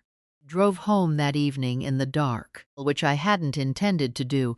I'd thought I might stay overnight, but I wanted to be home. Well, I wanted to be at the kitchen table with Richard's photograph and my notebook and the weight of the ordinary walls of my own life. I pulled into the driveway at 9:40. There was a car parked on the street in front of the house. Well, I sat in my car for a moment and looked at it. Well, Nathan's car, sitting on my front porch, well, in the dark, well, in his coat. Well, I got out of my car. Well, Nathan, I said, what are you doing here? Well, he stood up. Well, I drove down. Well, from Atlanta. Well, yes. Well, I stared at him. You drove 2.5 hours in the evening to sit on my porch in the dark. Well, Claire said, I should go, he said. She said you'd driven to Atlanta alone for something important, and that you'd been carrying a lot, and that someone should be there when you got home. Well, he paused. Well, she was right. Well, right. Stood in my driveway for a moment, looking at my son in the dark, and I felt something that I don't quite have the language for, which is unusual for a woman who has spent her life working with language. It was something between relief and surprise and a very old, very deep love that had been tested recently and had not broken. Something that had been stretched very thin and was now finding its original shape again. Yes, I said. Well, she was right. Well, I unlocked the door. Well, he came inside. Well, I put the kettle on. He sat at the kitchen table, and I sat across from him, and I told him about Diane and the studio and the 90 minutes of talking and the offer. Well, he listened to everything, didn't interrupt. Well, when I finished, he sat for a moment with his hands around his mug. Well, then he said, well, still here. Well, that's what she called it. Well, that's exactly right, he said. Voice had something in it that was hard to name. Well, pride, maybe, but a humbler kind of pride than the executive version, well, than the man-of-the-world version I'd gotten used to. Kind of pride that knows it doesn't own what it's proud of. Well, the kind that just recognizes something good and is grateful to be near it. Dad would have, he started and stopped. Well, I know, I said. Well, we sat in the quiet for a while. Well, then Nathan said, well, I need to tell you something. Well, I looked up. Well, I've been going through the financial documents, he said. All of them. Well, the full picture of what Dad set up and what I'd been assuming and where the gaps were. Well, he set his mug down. There's something I didn't tell you when I came over after the birthday. The kitchen was very still. Well, what? I said. The folder at the restaurant, he said. Well, the property investment Sandra was proposing. Well, the reason I'd entertained it at all, even as a hypothetical, well, even before I'd agreed to anything, was because I'd been told that one of the primary accounts Dad left was underperforming. Well, that the value had depreciated significantly. Well, I was told that the money needed to be working harder and that the investment was the way to do it. I kept my face very still. Who told you that? Well, he pressed his lips together. Well, Sandra. Did you verify it? Well, a pause that lasted just long enough. I looked at the summary she gave me, he said. I didn't go to Michael Parsons. I didn't go to the original documents. I looked at a summary that she'd had prepared, and I accepted it, because he stopped again. Well, because, I said. Well, because it was easier than doing the work, well, he said flatly. Trusted the source because it was convenient to trust her. Well, because she made the path she was pointing to seem like the obvious one, and I didn't stop to question it enough. He looked at me directly. Well, I'm not blaming Sandra for my own laziness. That's on me, because you need to know the full thing. Well, was the account actually underperforming? I asked. Well, no, he said. Michael walked me through everything. Well, the account is healthy. Well, has been consistently healthy. The summary Sandra provided used metrics that were technically accurate, but applied in a way that created a misleading picture. Well, his jaw tightened. Well, a deliberately misleading picture. The word deliberately hung in the kitchen air between us. So Sandra lied, I said. Sandra presented information in a way that she knew would lead me to a conclusion that served her interests. Nathan said, "Well, whether that technically counts as lying, well, I'll leave to Michael and the lawyers." Well, but the effect was the same. Well, I sat with that. This news would have ignited something in me. Well, a month ago, well, I would have felt the particular scalding combination of vindication and fury that comes from having your suspicions confirmed in the worst possible way. But I'd had weeks now to metabolize the shape of what had happened, and what I felt was calmer and more complex than fury. What I felt was a kind of clarity that had a little sadness in it. Well, because I didn't hate Sandra.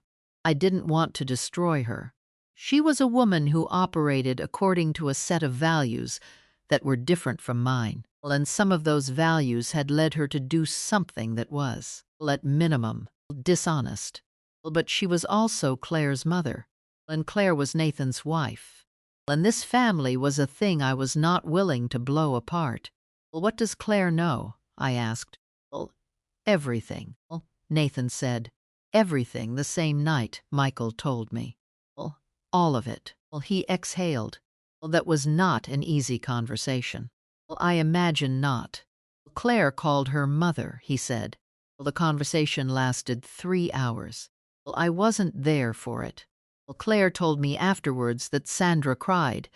Sandra said she had convinced herself that what she was doing was reasonable, that the investment was genuinely a good opportunity, that if the transfer had gone through, everyone would have benefited, including you. He paused, and that Sandra knew, somewhere underneath all of that, that she had crossed a line. "Knowing somewhere underneath and admitting it are different things," I said. Claire told her that. Nathan said, word for word, apparently. I looked at my son. This man who had sat at this same table a few weeks ago, hollow-eyed and guilty, and asking me what to do. Different now, not entirely changed. People don't change entirely, but recalibrated. Someone who had done the uncomfortable work of looking at himself and the situation clearly, and had not tried to manage the truth into something more comfortable. That was Richard in him. I could see it plainly now. "What do you want to do about Sandra?" I asked. "I want to follow your lead," he said. "Completely. Whatever you want to do, whether that's legal, whether that's distance, whether that's forgiving and moving on, I will follow your lead." "And Claire's feelings," I said. "Claire's feelings and your decision aren't mutually exclusive," he said. "She knows that." "We've talked about it. I thought about it carefully. I thought about it the way I thought about everything that mattered, not quickly, not reactively, but with the full weight of my attention. Here's what I want," I said. "Don't want lawyers. Not unless something changes dramatically and something else comes to light. What Sandra did was wrong, manipulative and dishonest. Nothing actually happened to me as a result of it, because the paperwork was in order and I was paying attention. The threat didn't materialize." Nathan nodded. "What I want from Sandra," I said, "is an honest conversation. Not a managed one, not a version of events that serves her narrative, not the kind of careful apology that is actually a performance of an apology. I want to sit across from her and have her look me in the eye and tell me the truth about what she was doing and why. No intermediaries. No lawyers. 2 women at a table. Do you think she'll do that?" Nathan asked. "I think," I said slowly, "that Sandra Beaumont is a woman who is more capable of honesty than she allows herself to be. I think she's been operating in a world where honesty is a vulnerability, and she's learned to protect herself from it.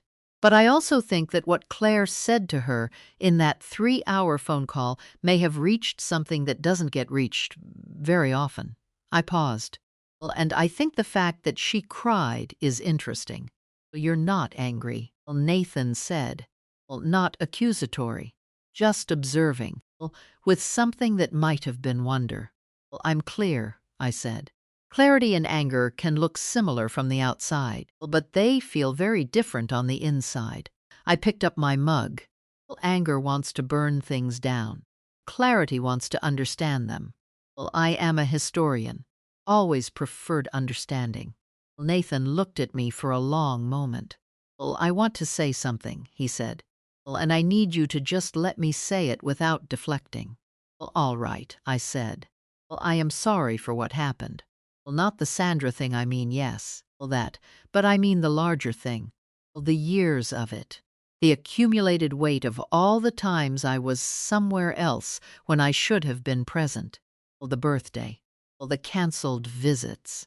The way I let you become a peripheral thing in my life when you are the least peripheral person I know. His voice was steady, but there was something underneath it that was not steady at all. I can't give those years back. I know that. But I need you to know that I see them. I see what they cost you. And I am going to spend however long we have doing things differently. I looked at my son. This man I had made possible. This person who carried Richard's eyes and my stubbornness and 40 years of a family's particular love in the particular way that children carry their parents, not always visibly, not always gratefully, but always. I know, I said. I believe you. Is that enough? He asked. The beginning of enough, I said. Which is the only kind of enough that matters. He nodded. He picked up his mug. We sat at the kitchen table for another hour, talking about nothing particularly important and everything that was. About Claire and the conversations she and Nathan were having. About Nathan's work, which he talked about differently than he used to, with more nuance, less performance, less of the gloss that used to make it sound like a commercial for itself. About James Whitmore in Charleston, who had sent another email asking if I might come visit sometime. About Margaret and Diane, and still here, and what building something new felt like at 72. At 11:30, Nathan stood up and said he should get going. You're driving back to Atlanta tonight, I said. I'll be fine, he said. And then he caught himself and smiled, because I had said the same thing to him about my drive to Atlanta just hours ago, and we both heard it. Okay, he said. I'm taking a hotel in town. I'll head back in the morning. Claire knows. Good, I said. At the door, he hugged me. And then he said something that I had not heard from him in so many years that I had almost stopped expecting it. He said, I love you, Mom. Not at the end of a phone call, in the shorthand way. Not as a sign-off. Standing in the doorway of the house he grew up in, looking directly at me, meaning it the way the words were designed to be meant. I love you too, I said. Get some sleep. I closed the door, stood in the hallway for a moment, hands still on the doorknob, and I listened to his footsteps on the porch, and the sound of his car door, and the engine starting, and the quiet that returned after he'd driven away. Then I went to the desk in the study. I opened my notebook. I picked up my pen, and I wrote for 2 hours, into the deep end of the night, past midnight and past 1, with the house settling around me and Richard's photograph on the shelf and the pearl earrings still in my ears. Words coming out the way they had been coming all week, cleanly, directly, without asking permission. Around 1:30, I wrote a sentence that made me stop. The thing no one tells you about becoming yourself, fully and without apology, is that it doesn't happen at the beginning of your life. It happens in the middle, or at the end. Or sometimes, if you've spent a long time doing it the careful way, it happens when you are 72 years old. In a restaurant in Savannah, in a blue dress your husband loved. And you decide that enough is enough. I read it back. I left it exactly as it was. I closed the notebook. I turned off the desk lamp. I walked to the kitchen, filled a glass of water, stood at the window for a moment, looking at the dark street outside, at the place where Nathan's car had been parked. At the ordinary American night, full of other houses and other families and other stories, just like mine, the ones no one writes down, the ones that happen in kitchens and driveways and restaurants, the ones that reshape everything without making a sound loud enough for the world to hear. I drank the water. I said good night to Richard, and I went to bed. The call from Sandra came on a Wednesday morning. 3 weeks after Nathan had driven to Savannah and sat on my porch in the dark, waiting for me to come home. I was at my desk, working on the 3rd chapter of what had stopped being notes and started being a manuscript, when the phone rang and her name appeared on the screen. I looked at it for 2 rings, not because I was afraid of the conversation, because I wanted to enter it with the right quality of attention. The way I used to pause outside the classroom door before a difficult lesson, not to collect courage, but to collect clarity. I answered on the 3rd ring. Her voice was different.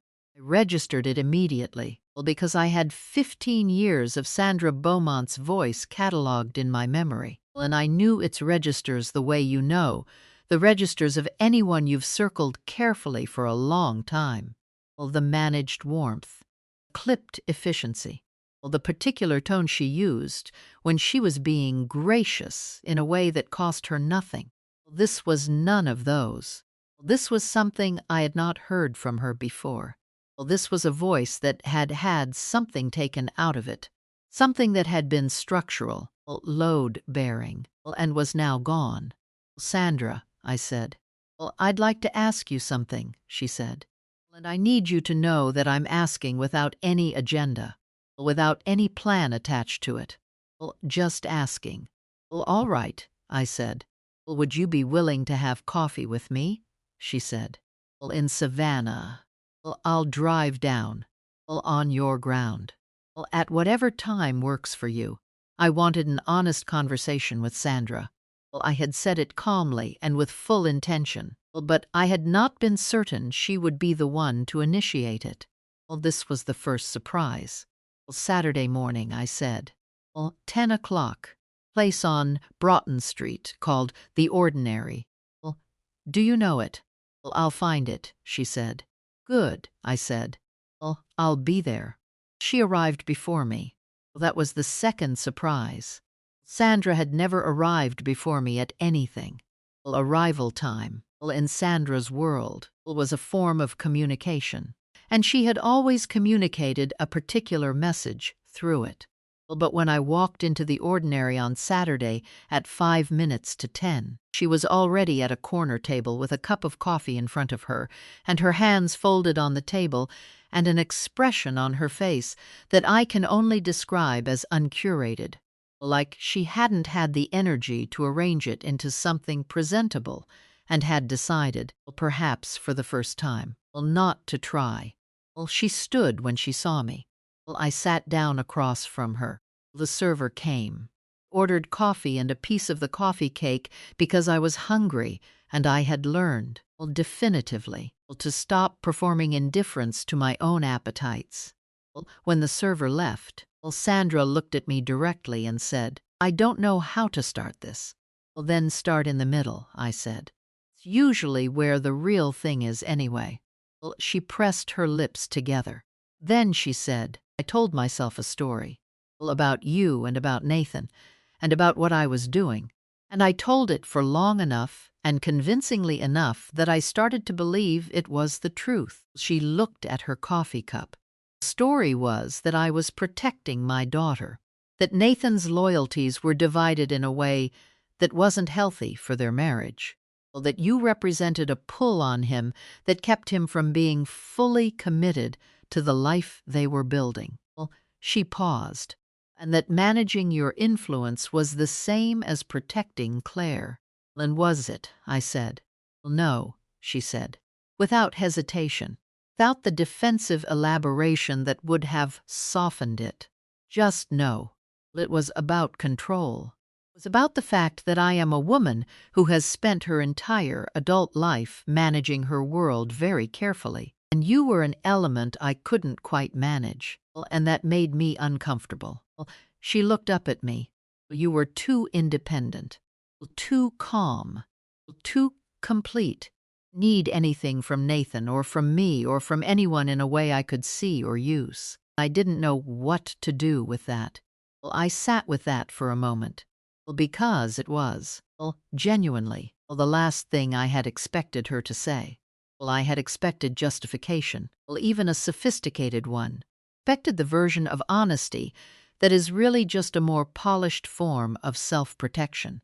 Well, I had not expected this. Well, the financial thing, I said. Well, I convinced myself that the investment was the thing, she said.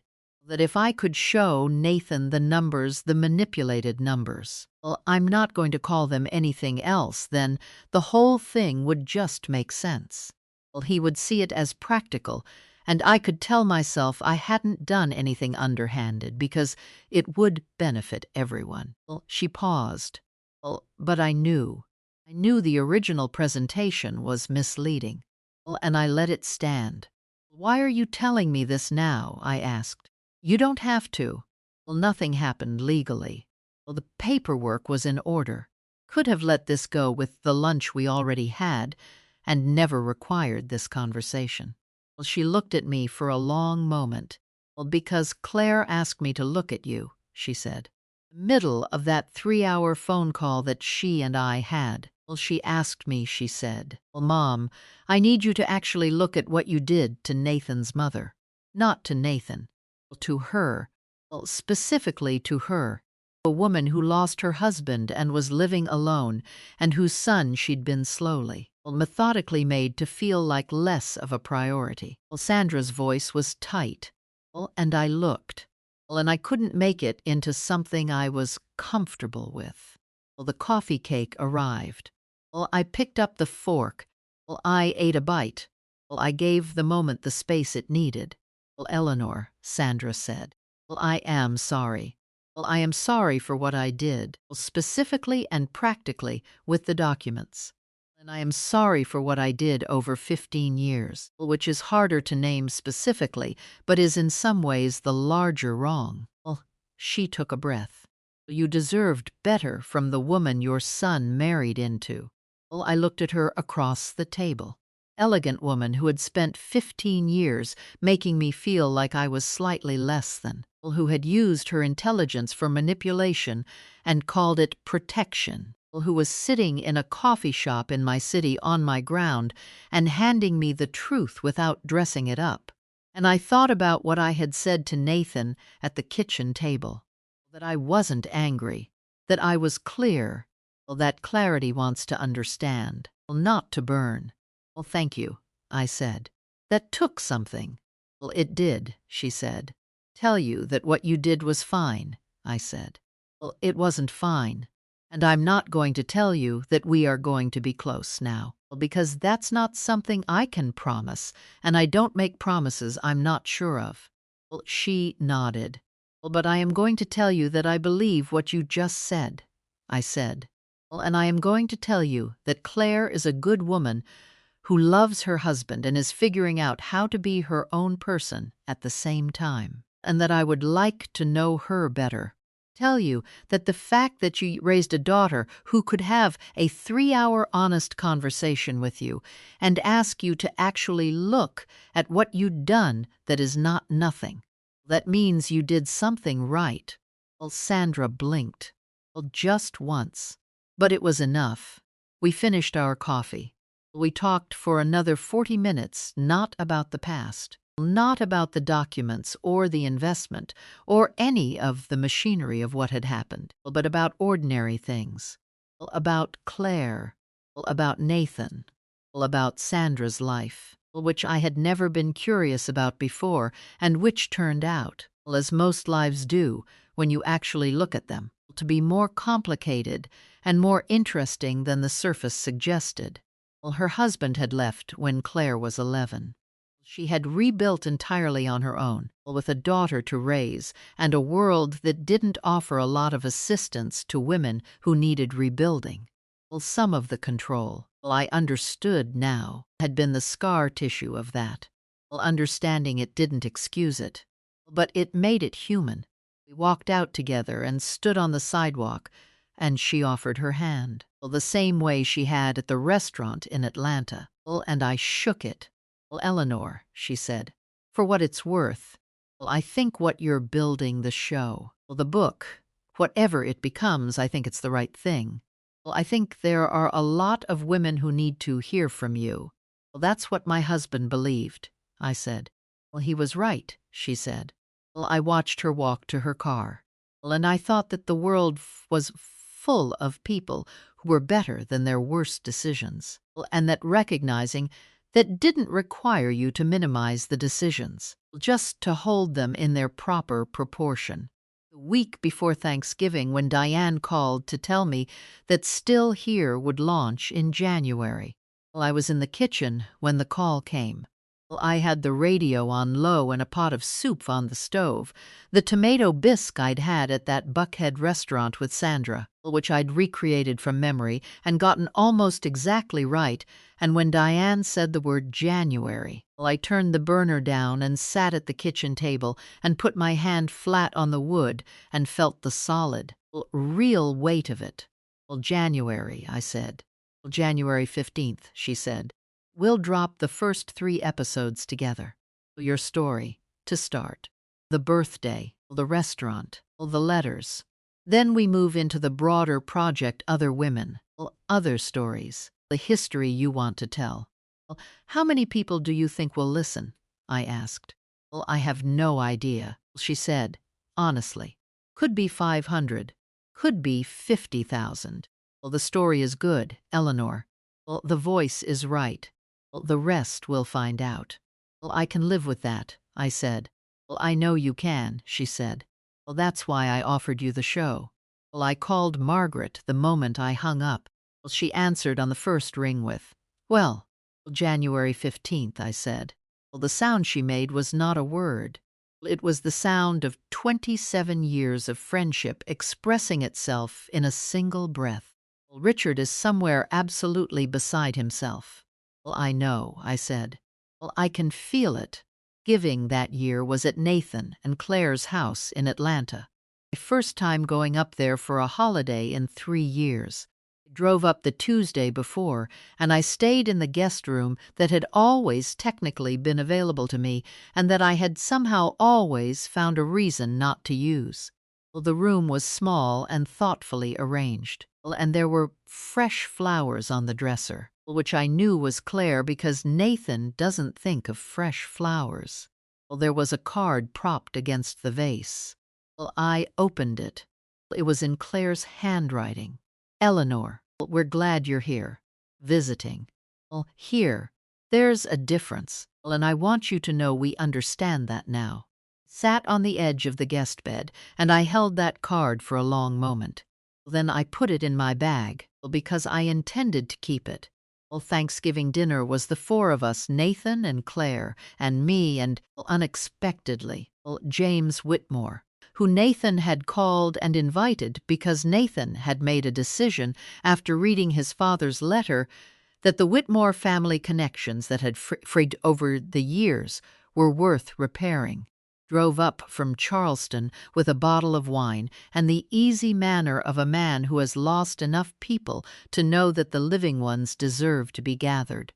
And Nathan said grace, something he hadn't done since childhood, something Richard had done at every family table for as long as I could remember. The fact that Nathan reached for it without prompting made something tighten briefly in my throat.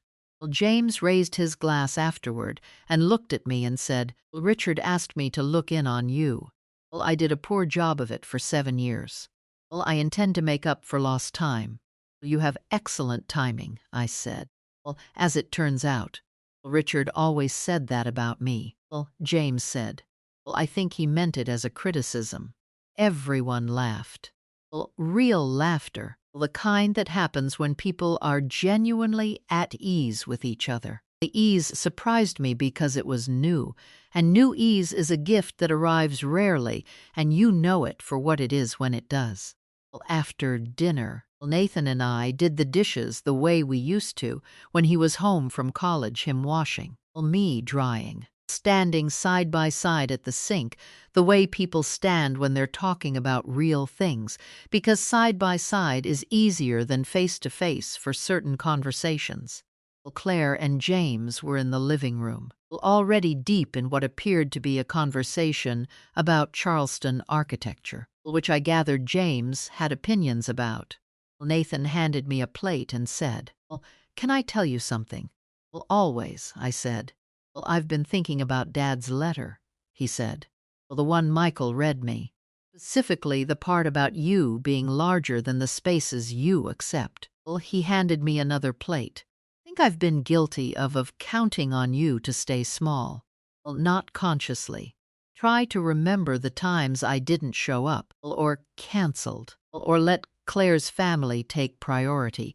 I think underneath it was the assumption that you would be there regardless, that you were the constant thing that didn't need tending because it was always going to be there. A lot of people make that mistake with the things they love most," I said. "I know," he said. "Knowing that doesn't make it okay." "No," I agreed. "It doesn't." He handed me a bowl. "When you told me about Still Here, my first reaction, the one I didn't say out loud, was fear." I looked at him. "Fear of what?" "You didn't need me anymore," he said. "That you had found your thing and built your world, and I was going to be the son who almost missed it, who was going to be on the outside of the biggest chapter of your life, because I hadn't been paying attention during the earlier ones." I set the bowl down on the counter. "Nathan," I said. "I know it's not rational," he said quickly. "No," I said. "Listen to me." I turned to face him, the way I'd faced 38 years of students when something important needed to be said directly. "The fact that I am building something does not diminish you. You are not diminished by my life having more in it. That's not how love works. Father's love for me did not diminish his love for you. My love for this project, for these stories, for what I'm trying to build, none of it takes anything from what you are to me." I paused. "You are my son. First and best and most terrifying project. Nothing replaces that." He exhaled, long and slow. "But here's what I need you to understand," I said. "I am going to need you to be proud of me. Not in the way that you'd be proud of a nice thing your elderly mother is doing to keep herself busy. Actually proud. The way you'd be proud of a colleague or a peer or someone you respect fully as a person." He looked at me. "Do that," I said. "I already am," he said. "Good," I said. "Then hand me the next bowl." He did. And we finished the dishes in the comfortable quiet of people who have said what needed saying and can now be easy with each other again. The show launched on January 15th. I was at my desk at home when Diane sent the message that it was live. I had recorded 8 episodes by then, my story, in full, from the birthday forward, and then 5 more featuring women I had found through Margaret's network and James's connections and the particular way that stories, once you signal that you're listening for them, will begin to find their way to you.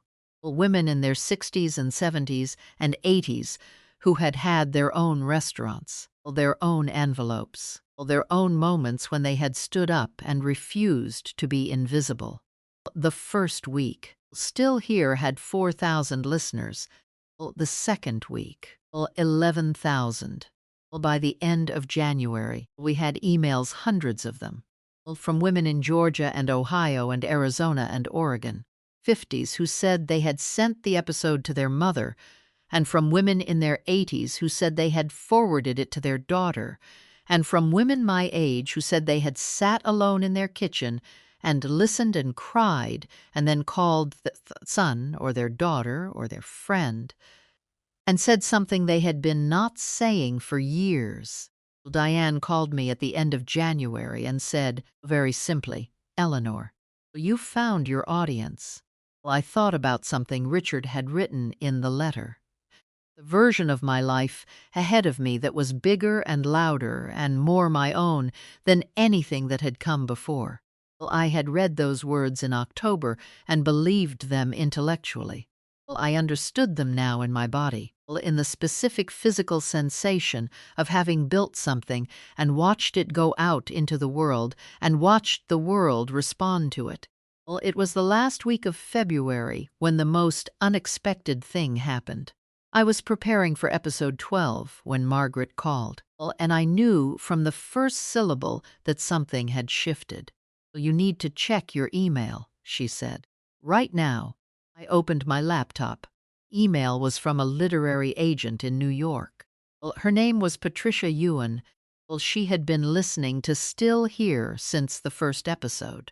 She said she represented narrative nonfiction, well, primarily memoir, and she wanted to know if I had considered turning the story into a book.